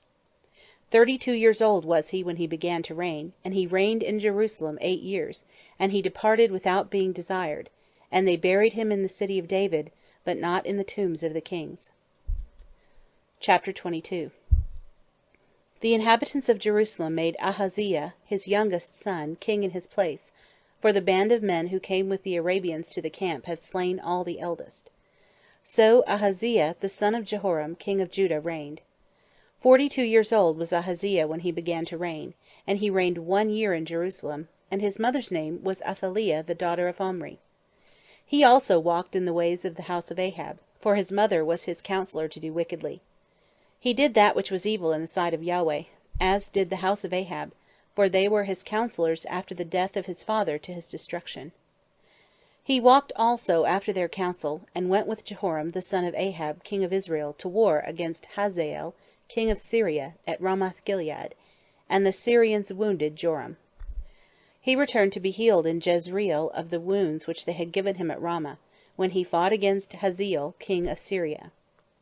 Azariah, the son of Jehoram, king of Judah, went down to see Jehoram, the son of Ahab, in Jezreel, because he was sick. Now the destruction of Ahaziah was of God, in that he went to Joram. For when he had come, he went out with Jehoram against Jehu the son of Nimshi, whom Yahweh had anointed to cut off the house of Ahab. It happened, when Jehu was executing judgment on the house of Ahab, that he found the princes of Judah, and the sons of the brothers of Ahaziah, ministering to Azahiah, and killed them.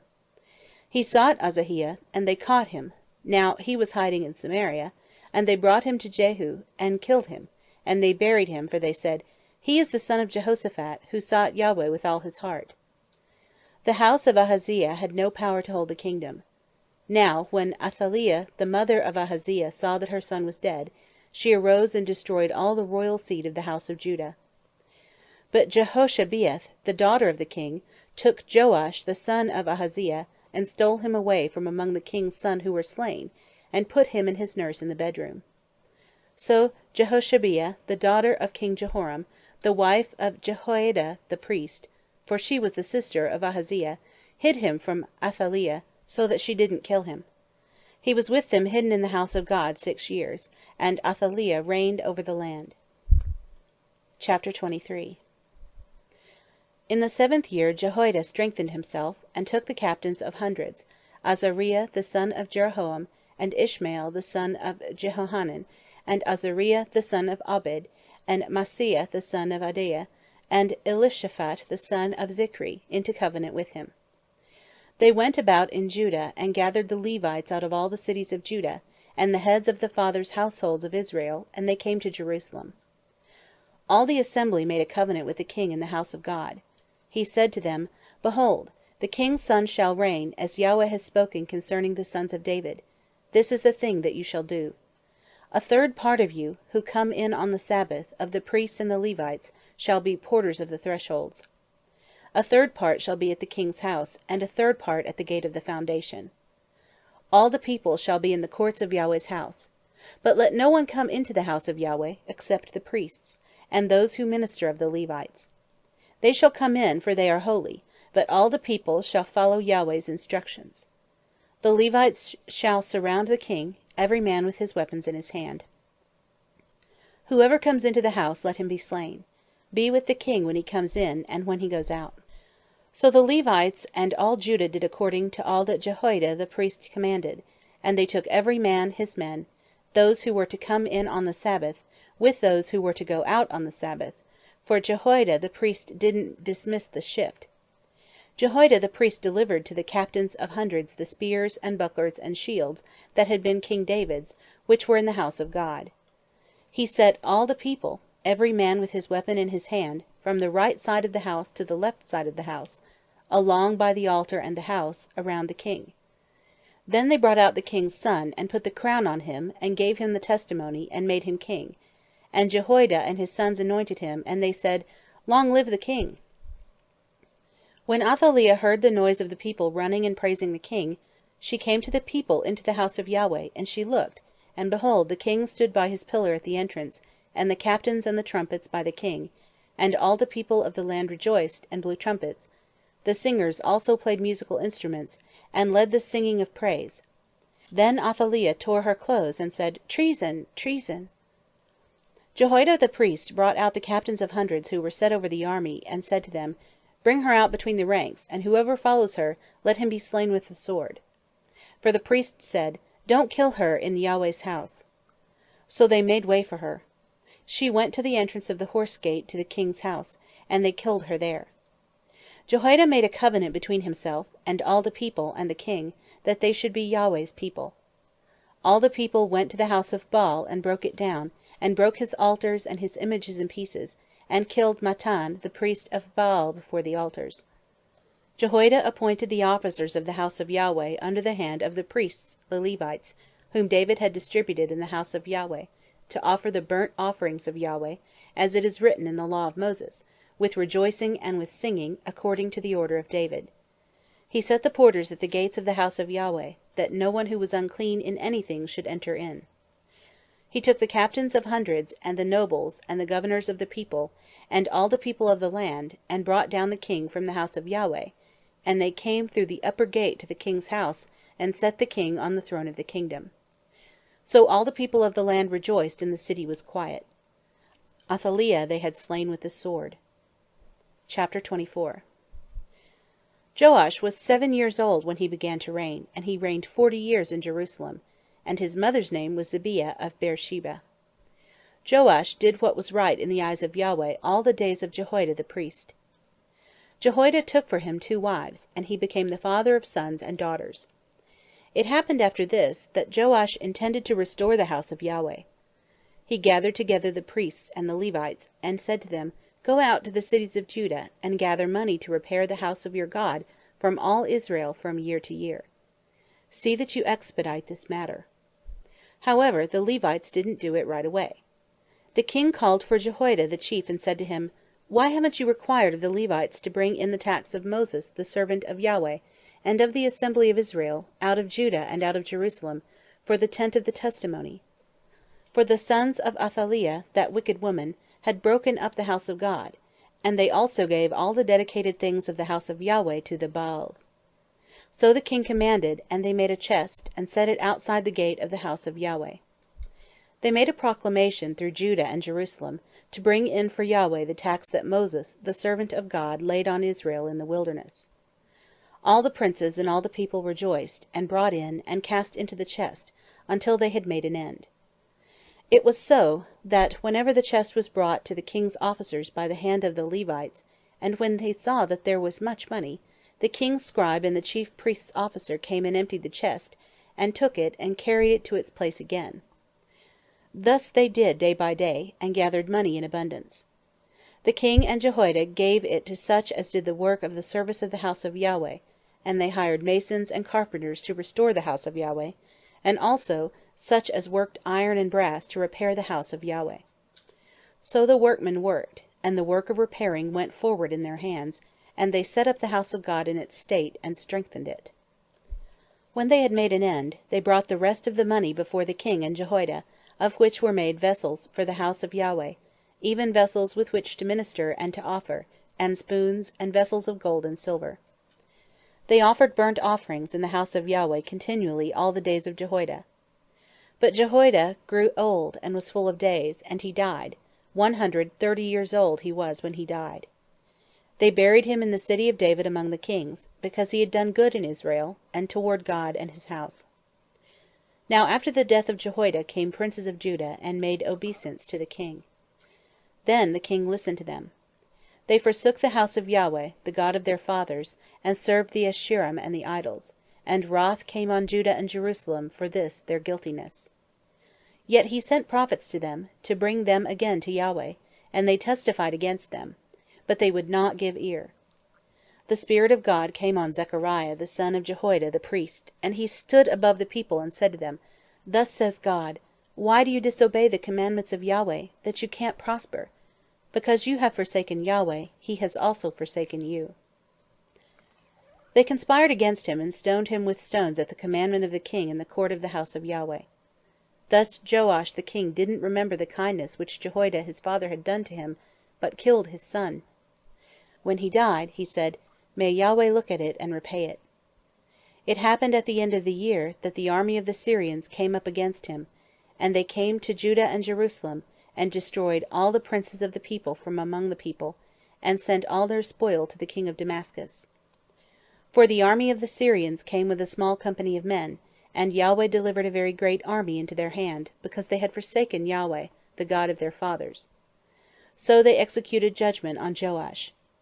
When they were departed for him, for they left him very sick, his own servants conspired against him for the blood of the son of Jehoiada the priest, and killed him on his bed, and he died. And they buried him in the city of David, but they didn't bury him in the tombs of the kings. These are those who conspired against him: Zabad the son of Shemeath the Ammonitess, and Jehozabad the son of Shimrith the Moabitess. Now concerning his sons, and the greatness of the burdens laid on him, and the rebuilding of the house of God, behold, they are written in the commentary of the book of the kings. Amaziah his son reigned in his place. Chapter 25. Amaziah was 25 years old when he began to reign, and he reigned 29 years in Jerusalem, and his mother's name was Jehoaddan of Jerusalem. He did that which was right in the eyes of Yahweh, but not with a perfect heart. Now it happened, when the kingdom was established to him, that he killed his servants who had killed the king his father. But he didn't put their children to death, but did according to that which is written in the law in the book of Moses, as Yahweh commanded, saying, The fathers shall not die for the children, neither shall the children die for the fathers, but every man shall die for his own sin. Moreover, Amaziah gathered Judah together, and ordered them according to their fathers' houses, under captains of thousands and captains of hundreds, even all Judah and Benjamin, and he numbered them from 20 years old and upward, and found them 300,000 chosen men, able to go forth into war, who could handle spear and shield. He hired also 100,000 mighty men of valor out of Israel for 100 talents of silver. A man of God came to him, saying, O king, don't let the army of Israel go with you, for Yahweh is not with Israel, with all the children of Ephraim. But if you will go, take action, be strong for the battle.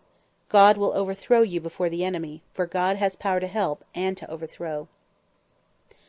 Amaziah said to the man of God, But what shall we do for the 100 talents which I have given to the army of Israel? The man of God answered, Yahweh is able to give you much more than this. Then Amaziah separated them, the army that had come to him out of Ephraim, to go home again. Therefore their anger was greatly kindled against Judah, and they returned home in fierce anger. Amaziah took courage, and led forth his people, and went to the valley of Salt, and struck 10,000 of the children of Seir. The children of Judah carried away 10,000 alive, and brought them to the top of the rock, and threw them down from the top of the rock, so that they were all broken in pieces. But the men of the army whom Amaziah sent back, that they should not go with him to battle, fell on the cities of Judah, from Samaria even to Beth-horon, and struck of them 3,000, and took much spoil. Now it happened, after that Amaziah had come from the slaughter of the Edomites, that he brought the gods of the children of Seir, and set them up to be his gods, and bowed down himself before them, and burned incense to them. Therefore the anger of Yahweh was kindled against Amaziah, and he sent to him a prophet, who said to him, Why have you sought after the gods of the people, which have not delivered their own people out of your hand? It happened, as he talked with him, that the king said to him, Have we made you one of the king's counselors? Stop! Why should you be struck down? Then the prophet stopped and said, I know that God has determined to destroy you, because you have done this, and have not listened to my counsel. Then Amaziah, king of Judah, consulted his advisers, and sent to Joash, the son of Jehoahaz, the son of Jehu, king of Israel, saying, Come, let us look one another in the face. Joash, king of Israel, sent to Amaziah, king of Judah, saying, The thistle that was in Lebanon sent to the cedar that was in Lebanon, saying, Give your daughter to my son as his wife. Then a wild animal that was in Lebanon passed by, and trampled down the thistle. You say to yourself that you have struck Edom, and your heart lifts you up to boast. Now stay at home. Why should you meddle with trouble, that you should fall, even you, and Judah with you? But Amaziah would not listen, for it was of God, that he might deliver them into the hand of their enemies, because they had sought after the gods of Edom. So Joash, king of Israel, went up. He and Amaziah, king of Judah, looked one another in the face at Beth-shemesh, which belongs to Judah. Judah was defeated by Israel, and they fled, every man to his tent. Joash, king of Israel, took Amaziah, king of Judah, the son of Joash, the son of Jehoahaz, at Beth-shemesh, and brought him to Jerusalem, and broke down the wall of Jerusalem from the gate of Ephraim to the corner gate, 400 cubits. He took all the gold and silver, and all the vessels that were found in the house of God, with Obed-edom, and the treasures of the king's house, the hostages also, and returned to Samaria. Amaziah, the king of Joash, king of Judah, lived after the death of Joash, son of Jehoahaz, king of Israel, 15 years. Now the rest of the acts of Amaziah, first and last, behold, aren't they written in the book of the kings of Judah and Israel? Now from that time that Amaziah turned away from following Yahweh, they made a conspiracy against him in Jerusalem. He fled to Lachish, but they sent after him to Lachish, and killed him there. They brought him on horses, and buried him with his fathers in the city of Judah. Chapter 26. All the people of Judah took Uzziah, who was 16 years old, and made him king in the place of his father Amaziah. He built Eloth, and restored it to Judah. After that the king slept with his fathers. 16 years old was Uzziah when he began to reign, and he reigned 52 years in Jerusalem, and his mother's name was Jechaliah of Jerusalem. He did that which was right in the eyes of Yahweh, according to all that his father Amaziah had done. He set himself to seek God in the days of Zechariah, who had understanding in the vision of God, and as long as he sought Yahweh, God made him to prosper.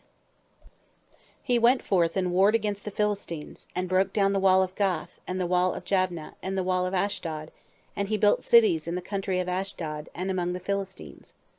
God helped him against the Philistines, and against the Arabians, who lived in Gur-baal, and the Minnam. The Ammonites gave tribute to Uzziah, and his name spread abroad even to the entrance of Egypt, for he grew exceeding strong. Moreover, Uzziah built towers in Jerusalem at the corner gate, and at the valley gate, and at the turning of the wall, and fortified them. He built towers in the wilderness, and dug out many cisterns, for he had much livestock, in the lowland also, and in the plain, and he had farmers and vineyard keepers in the mountains, and in the fruitful fields, for he loved farming.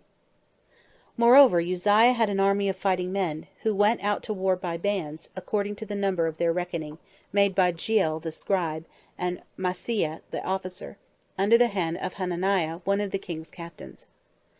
The whole number of the heads of fathers' households, even the mighty men of valor, was 2,600. Under their hand was an army, 300,000 and 7,500, who made war with mighty power, to help the king against the enemy. Uzziah prepared for them, even for all the army, shields and spears, and helmets, and coats of mail, and bows, and stones for slinging. He made in Jerusalem engines, invented by skilful men, to be on the towers and on the battlements, with which to shoot arrows and great stones. His name spread far abroad, for he was marvellously helped, until he was strong. But when he was strong, his heart was lifted up, so that he did corruptly, and he trespassed against Yahweh his God, for he went into the temple of Yahweh to burn incense on the altar of incense. Azariah the priest went in after him, and with him 80 priests of Yahweh, who were valiant men, and they resisted Uzziah the king, and said to him, "It isn't for you, Uzziah, to burn incense to Yahweh, but for the priests the sons of Aaron, who are consecrated to burn incense. Go out of the sanctuary, for you have trespassed, neither shall it be for your honor from Yahweh God." Then Uzziah was angry, and he had a censer in his hand to burn incense. And while he was angry with the priests, the leprosy broke forth in his forehead before the priests in the house of Yahweh, beside the altar of incense. Azariah the chief priest and all the priests looked on him, and behold, he was leprous in his forehead, and they thrust him out quickly from there. Yes, himself hurried also to get out, because Yahweh had struck him. Uzziah the king was a leper to the day of his death, and lived in a separate house, being a leper, for he was cut off from the house of Yahweh. And Jotham his son was over the king's house, judging the people of the land. Now the rest of the acts of Uzziah, first and last, Isaiah the prophet, the son of Amoz, wrote. So Uzziah slept with his fathers, and they buried him with his fathers in the field of burial which belonged to the kings, for they said, "He is a leper." Jotham his son reigned in his place. Chapter 27. Jotham was 25 years old when he began to reign, and he reigned 16 years in Jerusalem. And his mother's name was Jerusha, the daughter of Zadok. He did that which was right in the eyes of Yahweh, according to all that his father Uzziah had done. However, he didn't enter into the temple of Yahweh. The people still did corruptly. He built the upper gate of the house of Yahweh, and on the wall of Ophel he built much. Moreover, he built cities in the hill country of Judah, and in the forests he built castles and towers. He fought also with the king of the children of Ammon, and prevailed against them. The children of Ammon gave him the same year 100 talents of silver, and 10,000 measures of wheat, and 10,000 of barley. The children of Ammon gave that much to him in the second year also, and in the third. So Jotham became mighty, because he ordered his ways before Yahweh his God. Now the rest of the acts of Jotham, and all his wars and his ways, behold, they are written in the book of the kings of Israel and Judah. He was 25 years old when he began to reign, and he reigned 16 years in Jerusalem. Jotham slept with his fathers, and they buried him in the city of David, and Ahaz his son reigned in his place. Chapter 28. Ahaz was 20 years old when he began to reign, and he reigned 16 years in Jerusalem, and he didn't do that which was right in the eyes of Yahweh, like David his father, but he walked in the ways of the kings of Israel, and also made molten images for the Baals. Moreover, he burnt incense in the valley of the son of Hinnom, and burnt his children in the fire, according to the abominations of the nations, whom Yahweh cast out before the children of Israel. He sacrificed and burnt incense in the high places, and on the hills, and under every green tree. Therefore Yahweh his God delivered him into the hand of the king of Syria, and they struck him, and carried away of his a great multitude of captives, and brought them back to Damascus. He was also delivered into the hand of the king of Israel, who struck him with a great slaughter. For Pekah the son of Remaliah killed in Judah 120,000 in one day, all of them valiant men, because they had forsaken Yahweh, the God of their fathers. Zichri, a mighty man of Ephraim, killed Maaseiah the king's son, and Azrikam the ruler of the house, and Elkanah who was next to the king. The children of Israel carried away captive of their brothers 200,000, women, sons, and daughters, and also took away much spoil from them, and brought the spoil to Samaria. But a prophet of Yahweh was there, whose name was Oded, and he went out to meet the army that came to Samaria, and said, Behold, because Yahweh, the God of your fathers, was angry with Judah, he has delivered them into your hand, and you have slain them in a rage which has reached up to heaven. Now you purpose to keep the children of Judah and Jerusalem for bondservants and bondmaids for yourself. Aren't there even with you trespasses of your own against Yahweh your God? Now hear me therefore, and send back the captives that you have taken captive from your brothers, for the fierce wrath of Yahweh is on you. Then some of the heads of the children of Ephraim, Azariah the son of Jonanan, Berechiah the son of Meshillemoth, and Jezekiah the son of Shallum, and Amasa the son of Hadlai, stood up against those who came from the war, and said to them, You shall not bring in the captives here, for you purpose that which will bring on us a trespass against Yahweh, to add to our sins and to our trespass, for our trespass is great, and there is a fierce wrath against Israel.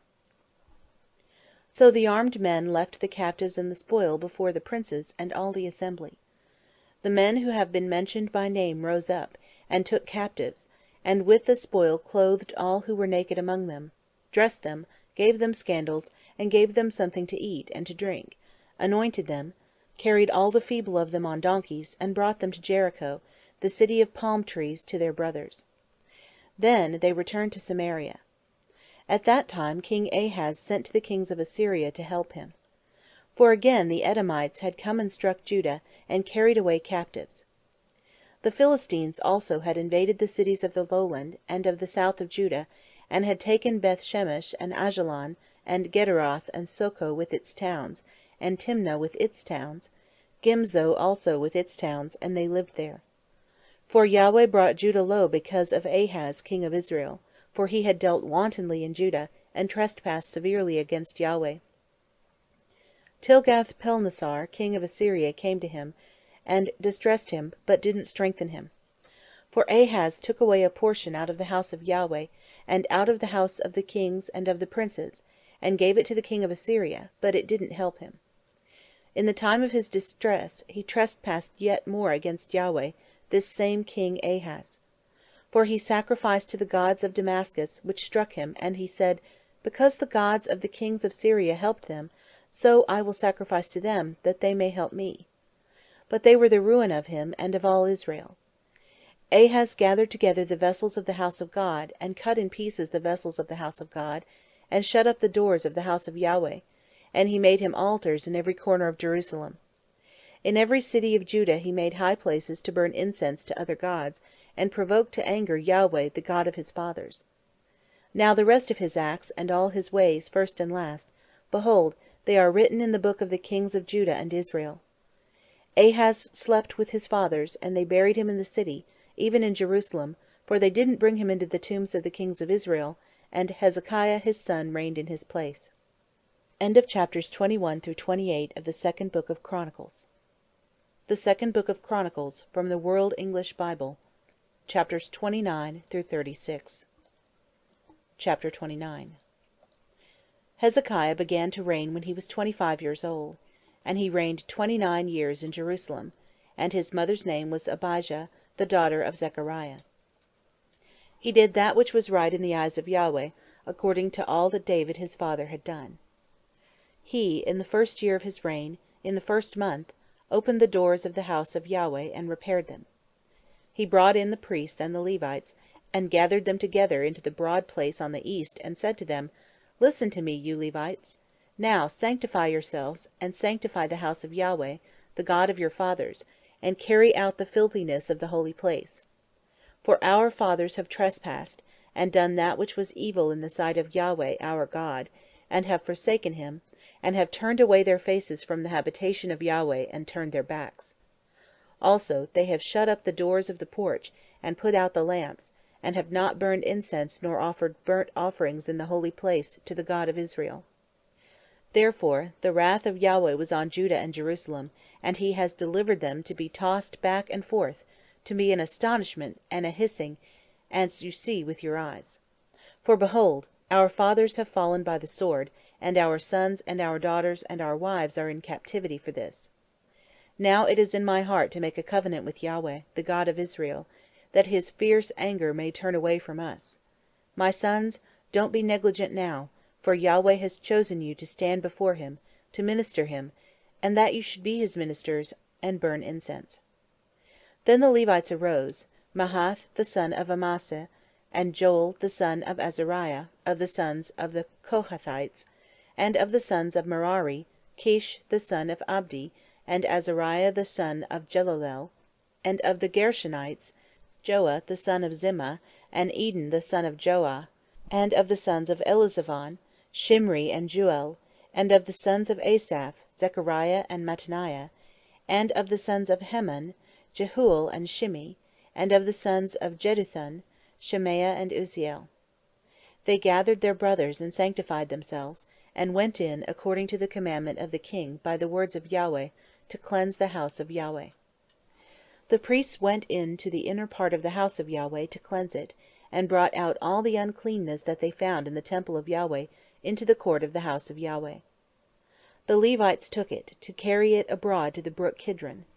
Now they began on the 1st day of the 1st month to sanctify, and on the 8th day of the month they came to the porch of Yahweh, and they sanctified the house of Yahweh in 8 days, and on the 16th day of the 1st month they made an end.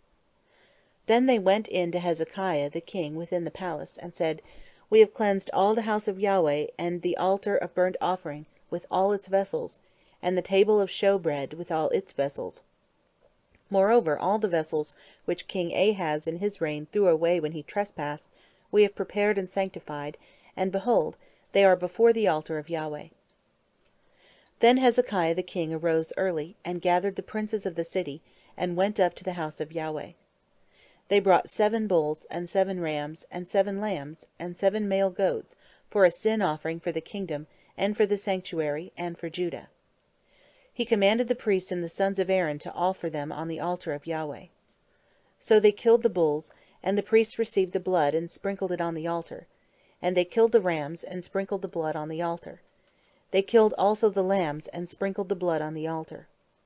They brought near the male goats for the sin offering before the king and assembly, and they laid their hands on them, and the priests killed them, and they made a sin offering with their blood on the altar, to make atonement for all Israel. For the king commanded that the burnt offering and the sin offering should be made for all Israel. He set the Levites in the house of Yahweh with cymbals, with stringed instruments, and with harps, according to the commandment of David, and of Gad the king's seer, and Nathan the prophet, for the commandment was of Yahweh by his prophets. The Levites stood with the instruments of David, and the priests with the trumpets. Hezekiah commanded to offer the burnt offering on the altar. When the burnt offering began, the song of Yahweh began also, and the trumpets, together with the instruments of David king of Israel. All the assembly worshipped, and the singers sang, and the trumpeters sounded. All this continued until the burnt offering was finished. When they had made an end of offering, the king and all who were present with him bowed themselves and worshipped.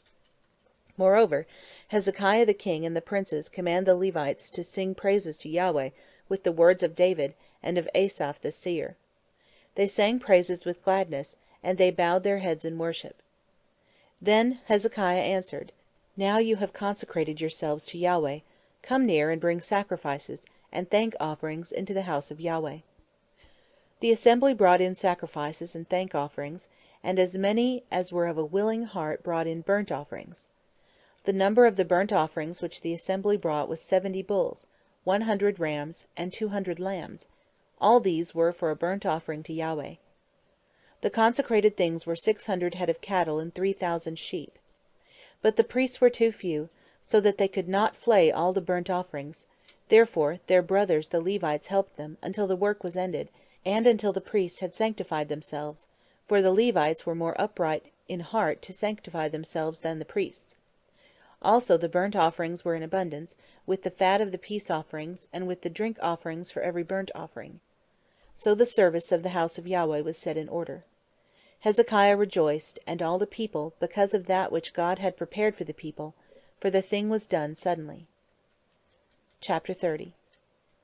Hezekiah sent to all Israel and Judah, and wrote letters also to Ephraim and Manasseh, that they should come to the house of Yahweh at Jerusalem, to keep Passover to Yahweh, the God of Israel. For the king had taken counsel, and his princes, and all the assembly in Jerusalem, to keep the Passover in the 2nd month. For they could not keep it at that time, because the priests had not sanctified themselves in sufficient number, neither had the people gathered themselves together at Jerusalem. The thing was right in the eyes of the king and of all the assembly.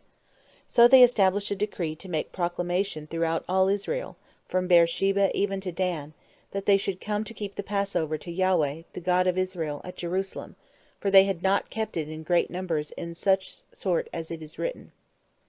So the couriers went with the letters from the king and his princes throughout all Israel and Judah, and according to the commandment of the king, saying, You children of Israel, turn again to Yahweh, the God of Abraham, Isaac, and Israel, that he may return to the remnant that have escaped of you out of the hand of the kings of Assyria.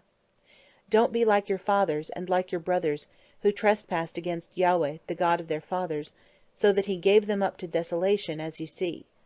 Now don't be stiff-necked, as your fathers were, but yield yourselves to Yahweh, and enter into his sanctuary, which he has sanctified forever, and serve Yahweh your God, that his fierce anger may turn away from you. For if you turn again to Yahweh, your brothers and your children shall find compassion before those who led them captive, and shall come again into this land. For Yahweh your God is gracious and merciful, and will not turn away his face from you, if you return to him. So the couriers passed from city to city through the country of Ephraim and Manasseh, even to Zebulun, but they ridiculed them and mocked them. Nevertheless, certain men of Asher and Manasseh and of Zebulun humbled themselves and came to Jerusalem. Also on Judah came the hand of God to give them one heart, to do the commandment of the king and of the princes by the word of Yahweh. Many people assembled at Jerusalem to keep the feast of unleavened bread in the 2nd month, a very great assembly. They arose and took away the altars that were in Jerusalem, and all the altars for incense took they away, and cast them into the brook Kedron. Then they killed the Passover on the 14th day of the 2nd month, and the priests and the Levites were ashamed, and sanctified themselves, and brought burnt offerings into the house of Yahweh. They stood in their place after their order, according to the law of Moses, the man of God. The priests sprinkled the blood which they received of the hand of the Levites. For there were many in the assembly who had not sanctified themselves, therefore the Levites were in charge of killing the Passovers for everyone who was not clean, to sanctify them to Yahweh. For a multitude of people, even many of Ephraim and Manasseh, Issachar and Zebulun, had not cleansed themselves, yet they ate the Passover otherwise than it is written. For Hezekiah prayed for them, saying, May the good Yahweh pardon everyone who sets his heart to seek God, Yahweh, the God of his fathers, even if they aren't clean according to the purification of the sanctuary. Yahweh listened to Hezekiah and healed the people. The children of Israel who were present at Jerusalem kept the feast of unleavened bread 7 days with great gladness, and the Levites and the priests praised Yahweh day by day, singing with loud instruments to Yahweh. Hezekiah spoke comfortably to all the Levites who had good understanding in the service of Yahweh. So they ate throughout the feast for 7 days, offering sacrifices of peace offerings, and making confession to Yahweh, the God of their fathers. The whole assembly took counsel to keep other 7 days, and they kept another 7 days with gladness. For Hezekiah king of Judah gave to the assembly for offerings 1,000 bulls and 7,000 sheep, and the princes gave to the assembly 1,000 bulls and 10,000 sheep, and a great number of priests sanctified themselves. All the assembly of Judah, with the priests and the Levites, and all the assembly who came out of Israel, and the foreigners who came out of the land of Israel, and who lived in Judah, rejoiced. So there was a great joy in Jerusalem, for since the time of Solomon the sons of David king of Israel, there was not the like in Jerusalem. Then the priests the Levites arose, and blessed the people, and their voice was heard, and their prayer came up to his holy habitation, even to heaven. Chapter 31. Now when all this was finished, all Israel who were present went out to the cities of Judah, and broke in pieces the pillars, and cut down the Asherim, and broke down the high places and the altars, out of all Judah and Benjamin, in Ephraim also, and Manasseh, until they had destroyed them all. Then all the children of Israel returned, every man to his possession, unto their own cities. Hezekiah appointed the divisions of the priests and the Levites after their divisions, every man according to his service, both the priests and the Levites, for burnt offerings and for peace offerings, to minister and to give thanks, and to praise in the gates of the camp of Yahweh. He appointed also the king's portion of his substance for the burnt offerings, for the morning and evening burnt offerings, and the burnt offerings for the Sabbaths, and for the new moons, and for the set feasts, as it is written in the law of Yahweh. Moreover, he commanded the people who lived in Jerusalem to give the portion of the priests and the Levites, that they might give themselves to the law of Yahweh. As soon as the commandment came abroad, the children of Israel gave in abundance the first fruits of grain, new wine, and oil, and honey, and of all the increase of the field, and the tithe of all things brought they in abundantly. The children of Israel and Judah, who lived in the cities of Judah, they also brought in the tithe of cattle and sheep, and the tithe of all dedicated things which were consecrated to Yahweh their God, and laid them by heaps. In the 3rd month they began to lay the foundation of the heaps, and finished them in the 7th month. When Hezekiah and the princes came and saw the heaps, they blessed Yahweh and his people Israel. Then Hezekiah questioned the priests and the Levites concerning the heaps. Azariah, the chief priest of the house of Zadok, answered him and said, Since people began to bring the offerings into the house of Yahweh, we have eaten and had enough, and have plenty, for Yahweh has blessed his people, and that which is left is this great store. Then Hezekiah commanded them to prepare rooms in the house of Yahweh, and they prepared them.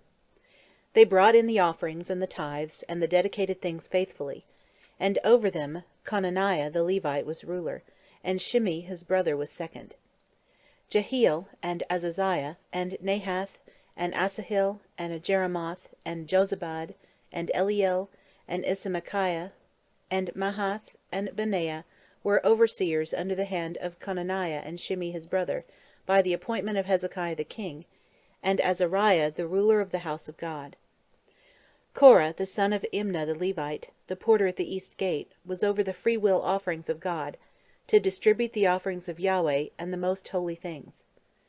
Under him were Eden, and Maniaman, and Jeshua, and Shemaiah, Amariah, and Shechaniah, in the cities of the priests, in their office of trust, to give to their brothers by divisions, as well to the great as to the small, besides those who were reckoned by genealogy of males, from 3 years old and upward, even every one who entered into the house of Yahweh, as the duty of every day required, for their service in their offices according to their divisions, and those who were reckoned by genealogy of the priests by their fathers' houses, and the Levites from 20 years old and upward, in their offices by their divisions, and those who were reckoned by genealogy of all their little ones, their wives, and their sons, and their daughters, through all the congregation, for in their office of trust they sanctified themselves in holiness.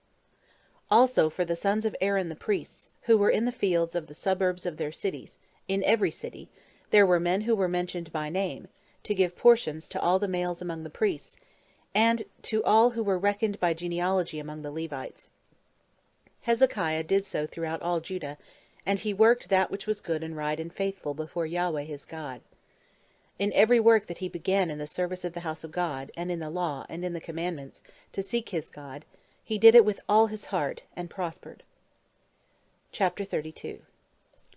After these things and this faithfulness, Sennacherib king of Assyria came, and entered into Judah, and encamped against the fortified cities, and thought to win them for himself. When Hezekiah saw that Sennacherib had come, and that he was purposed to fight against Jerusalem, he took counsel with his princes and his mighty men to stop the waters of the springs which were outside of the city, and they helped him.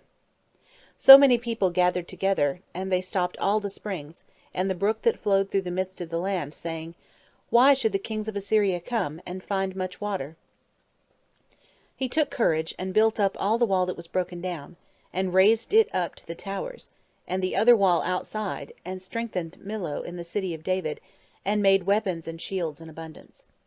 He set captains of war over the people, and gathered them together to him in the broad place at the gate of the city, and spoke comfortably to them, saying, Be strong and courageous, don't be afraid nor dismayed, for the king of Assyria, nor for all the multitude who is with him, for there is a greater with us than with them. With him is an army of flesh, but with us is Yahweh our God to help us, and fight our battles. The people rested themselves on the words of Hezekiah king of Judah. After this, Sennacherib king of Assyria sent his servants to Jerusalem, now he was before Lachish, and all his power with him, to Hezekiah king of Judah, and to Judah who were at Jerusalem, saying, Thus says Sennacherib king of Assyria, In whom do you trust, that you remain under siege in Jerusalem?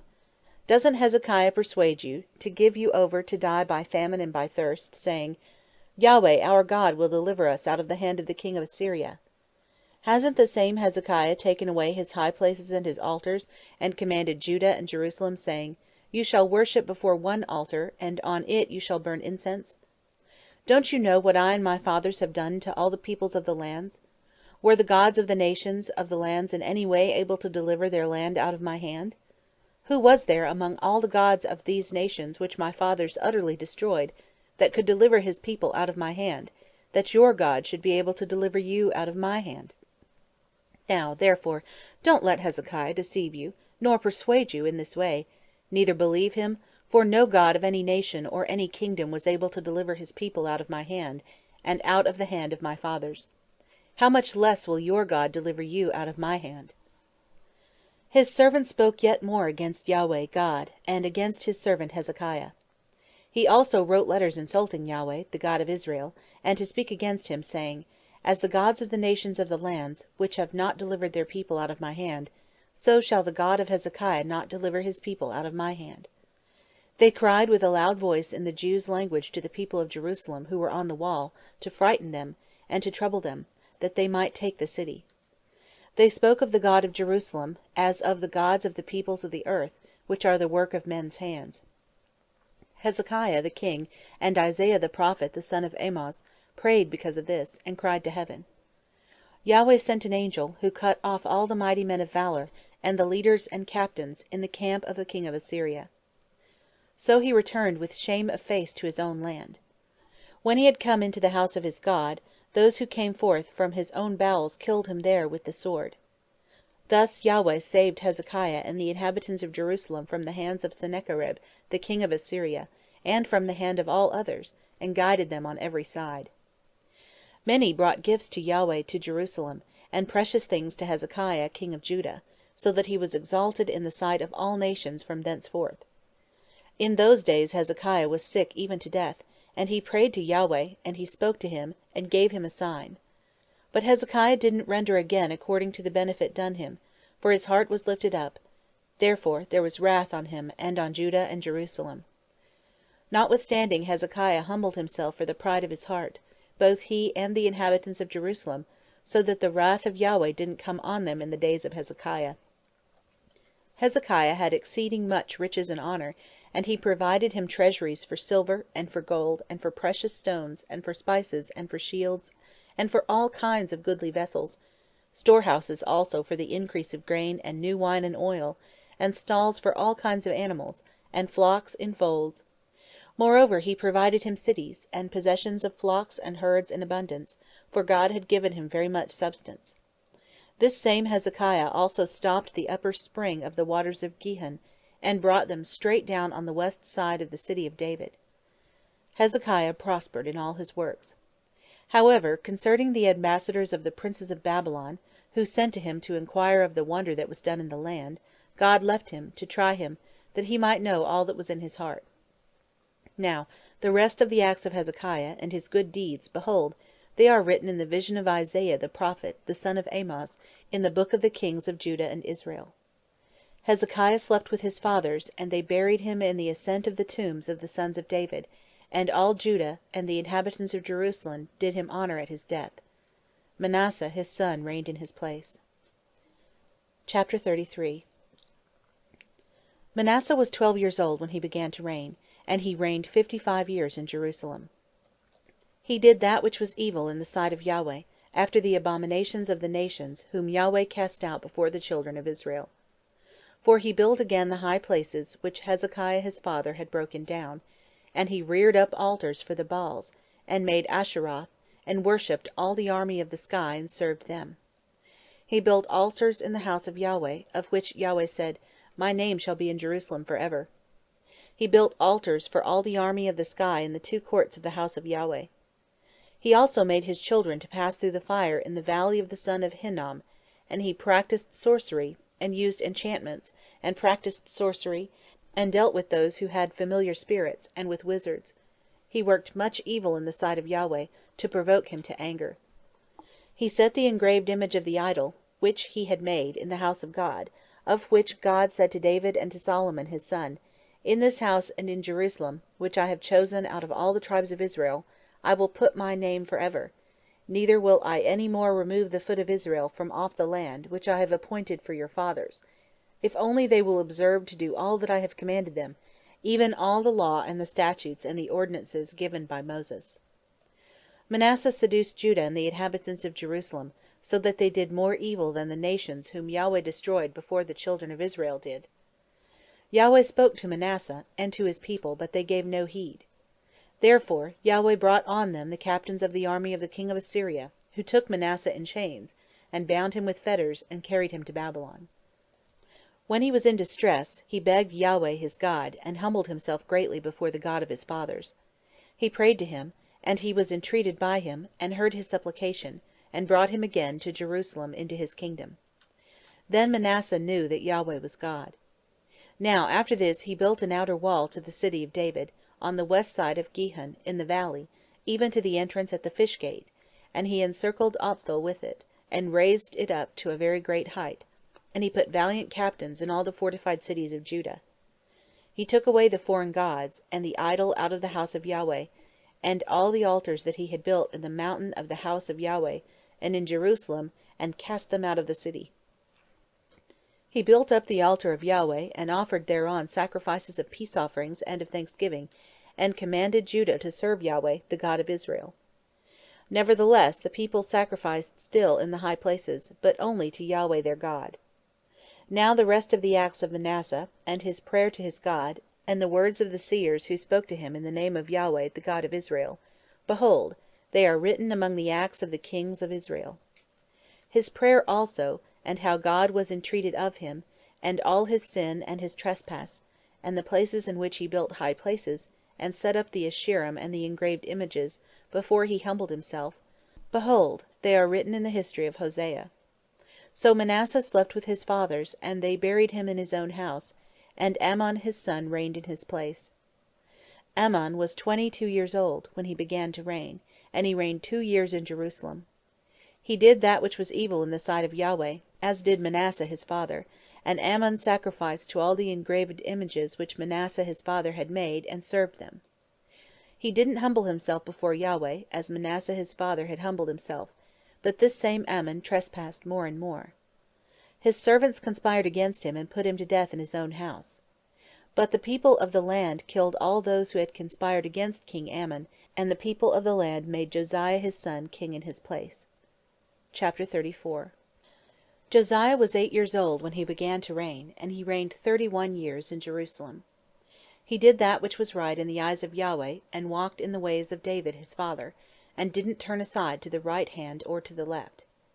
For in the 8th year of his reign, while he was yet young, he began to seek after the God of David his father, and in the 12th year he began to purge Judah and Jerusalem from the high places, and the Asherim, and the engraved images, and the molten images.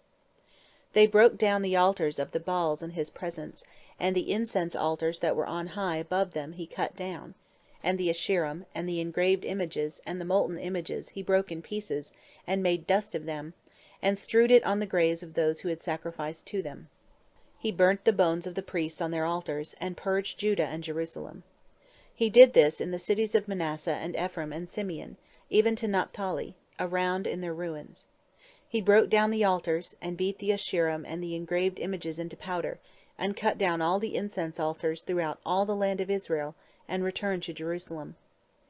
Now in the 18th year of his reign, when he had purged the land and the house, he sent Shaphan the son of Azaliah, and Maaseiah the governor of the city, and Joah the son of Joahaz the recorder, to repair the house of Yahweh his God.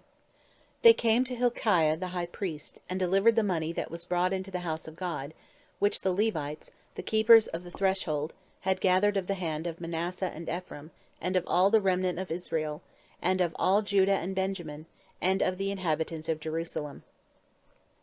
They delivered it into the hand of the workmen who had the oversight of the house of Yahweh, and the workmen who labored in the house of Yahweh gave it to mend and repair the house. Even to the carpenters and to the builders gave they it, to buy cut stone, and timber for couplings, and to make beams for the houses which the kings of Judah had destroyed.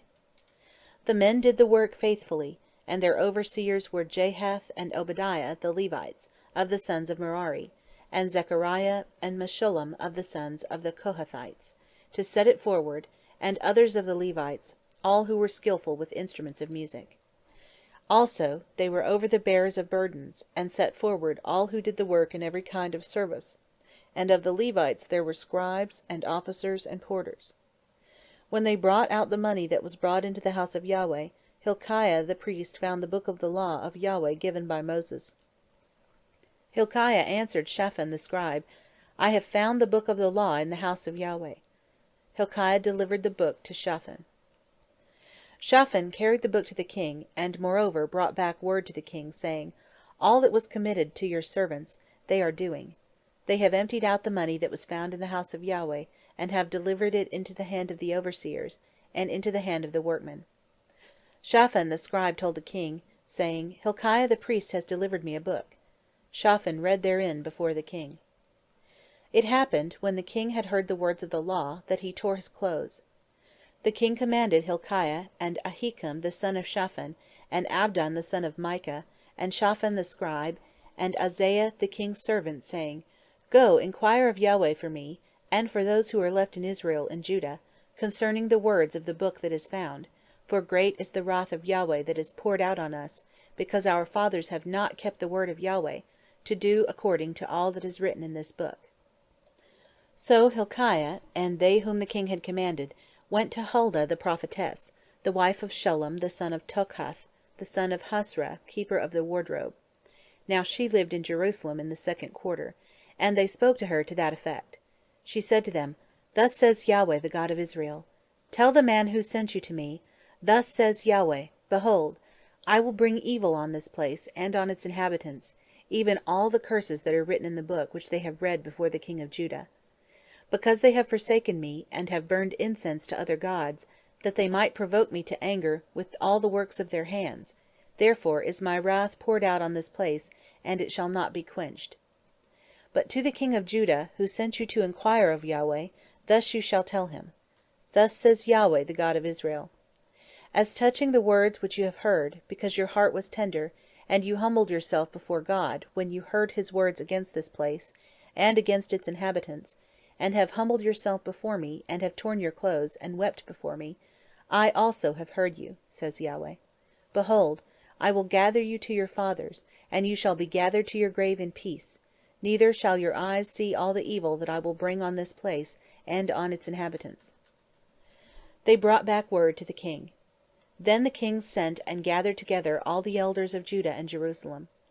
The king went up to the house of Yahweh, and all the men of Judah, and the inhabitants of Jerusalem, and the priests, and the Levites, and all the people, both great and small, and he read in their ears all the words of the book of the covenant that was found in the house of Yahweh. The king stood in his place, and made a covenant before Yahweh, to walk after Yahweh, and to keep his commandments, and his testimonies, and his statutes, with all his heart, and with all his soul, to perform the words of the covenant that were written in this book.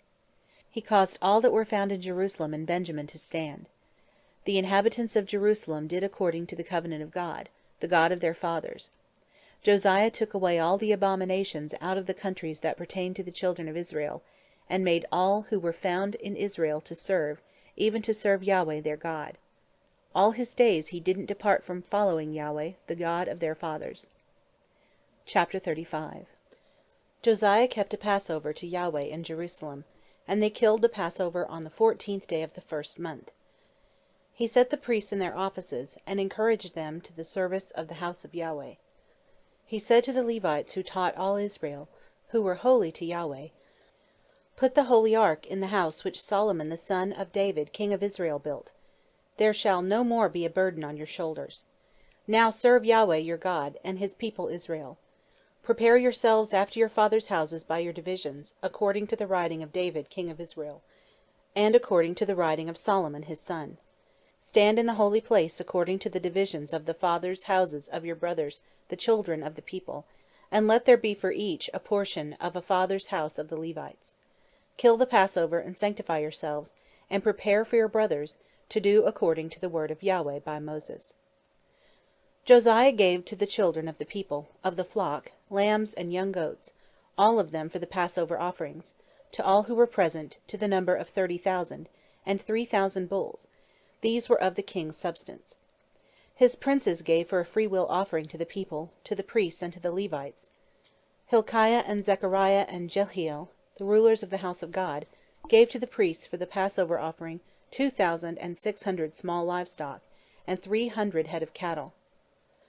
Conaniah also, and Shemaiah and Nathaniel his brothers, and Hashabiah and Jeiel and Jozabad, the chiefs of the Levites, gave to the Levites for the Passover offerings 5,000 small livestock, and 500 head of cattle. So the service was prepared, and the priests stood in their place, and the Levites by their division, according to the king's commandment. They killed the Passover, and the priests sprinkled the blood which they received of their hand, and the Levites flayed them. They removed the burnt offerings, that they might give them according to the divisions of the fathers' houses of the children of the people, to offer to Yahweh, as it is written in the book of Moses. So they did with the cattle. They roasted the Passover with fire according to the ordinance, and the holy offerings boiled they in pots, and in cauldrons, and in pans, and carried them quickly to all the children of the people. Afterward they prepared for themselves, and for the priests, because the priests the sons of Aaron were busy with offering the burnt offerings and the fat until night. Therefore the Levites prepared for themselves, and for the priests the sons of Aaron. The singers the sons of Asaph were in their place, according to the commandment of David, and Asaph, and Heman, and Jeduthun the king's seer, and the porters were at every gate. They didn't need to depart from their service, for their brothers the Levites prepared for them. So all the service of Yahweh was prepared the same day, to keep the Passover, and to offer burnt offerings on the altar of Yahweh, according to the commandment of King Josiah. The children of Israel who were present kept the Passover at that time, and the feast of unleavened bread 7 days. There was no Passover like that kept in Israel from the days of Samuel the prophet, neither did any of the kings of Israel keep such a Passover as Josiah kept, and the priests and the Levites, and all Judah and Israel who were present, and the inhabitants of Jerusalem. In the 18th year of the reign of Josiah was this Passover kept. After all this, when Josiah had prepared the temple, Necho, king of Egypt, went up to fight against Carchemish by the Euphrates, and Josiah went out against him. But he sent ambassadors to him, saying, What have I to do with you, king of Judah? I come not against you this day, but against the house with which I have war. God has commanded me to make haste. Beware that it is God who is with me, that he not destroy you. Nevertheless, Josiah would not turn his face from him, but disguised himself, that he might fight with him, and didn't listen to the words of Necho from the mouth of God, and came to fight in the valley of Megiddo. The archers shot at King Josiah, and the king said to his servants, Take me away, because I am seriously wounded. So his servants took him out of the chariot, and put him in the second chariot that he had, and brought him to Jerusalem, and he died, and was buried in the tombs of his fathers. All Judah and Jerusalem mourned for Josiah. Jeremiah lamented for Josiah, and all the singing men and singing women spoke of Josiah in their lamentations to this day, and they made them an ordinance in Israel, and behold, they are written in the lamentations. Now the rest of the acts of Josiah, and his good deeds, according to that which is written in the law of Yahweh, and his acts first and last, behold, they are written in the book of the kings of Israel and Judah. Chapter 36. Then the people of the land took Jehoahaz, the son of Josiah, and made him king in his father's place in Jerusalem. Joahaz was 23 years old when he began to reign, and he reigned 3 months in Jerusalem. The king of Egypt deposed him at Jerusalem, and fined the land 100 talents of silver and a talent of gold.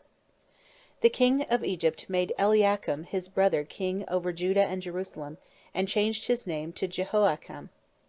Necho took Joahaz his brother, and carried him to Egypt. Jehoiakim was 25 years old when he began to reign, and he reigned 11 years in Jerusalem, and he did that which was evil in the sight of Yahweh his God. Against him came up Nebuchadnezzar king of Babylon, and bound him in fetters, to carry him to Babylon. Nebuchadnezzar also carried off of the vessels of the house of Yahweh to Babylon, and put them in his temple at Babylon. Now the rest of the acts of Jehoiakim, and his abominations which he did, and that which was found in him, behold, they are written in the book of the kings of Israel and Judah, and Jehoiakim his son reigned in his place. Jehoiakim was 8 years old when he began to reign, and he reigned 3 months and 10 days in Jerusalem, and he did that which was evil in the sight of Yahweh. At the return of the year King Nebuchadnezzar sent and brought him to Babylon, with the goodly vessels of the house of Yahweh, and made Zedekiah his brother king over Judah and Jerusalem. Zedekiah was 21 years old when he began to reign, and he reigned 11 years in Jerusalem, and he did that which was evil in the sight of Yahweh his God. He didn't humble himself before Jeremiah the prophet, speaking from the mouth of Yahweh. He also rebelled against King Nebuchadnezzar, who had made him swear by God, but he stiffened his neck, and hardened his heart against turning to Yahweh, the God of Israel. Moreover, the chiefs of the priests and the people trespassed very greatly, after all the abominations of the nations, and they polluted the house of Yahweh, which he had made holy in Jerusalem. Yahweh, the God of their fathers, sent to them by his messengers, rising up early and sending, because he had compassion on his people, and on his dwelling place. But they mocked the messengers of God, and despised his words, and scoffed at his prophets, until the wrath of Yahweh arose against his people, until there was no remedy. Therefore he brought on them the king of the Chaldeans, who killed their young men with the sword in the house of their sanctuary, and had no compassion on young man or virgin, old man or grey-headed. He gave them all into his hand. All the vessels of the house of God, great and small, and the treasures of the house of Yahweh, and the treasures of the king, and of his princes, all these he brought to Babylon. They burnt the house of God, and broke down the wall of Jerusalem, and burnt all its palaces with fire, and destroyed all the goodly vessels of it. He carried those who had escaped from the sword away to Babylon, and they were servants to him and his sons until the reign of the kingdom of Persia, to fulfill the word of Yahweh by the mouth of Jeremiah, until the land had enjoyed its Sabbaths. As long as it lay desolate, it kept Sabbath, to fulfill 70 years. Now in the first year of Cyrus king of Persia, that the word of Yahweh by the mouth of Jeremiah might be accomplished, Yahweh stirred up the spirit of Cyrus king of Persia, so that he made a proclamation throughout all his kingdom, and put it also in writing, saying, Thus says Cyrus king of Persia, Yahweh, the God of heaven, has given all the kingdoms of the earth to me, and he has commanded me to build him a house in Jerusalem, which is in Judah. Whoever there is among you of all his people, Yahweh his God be with him, and let him go up. End of the second book of Chronicles.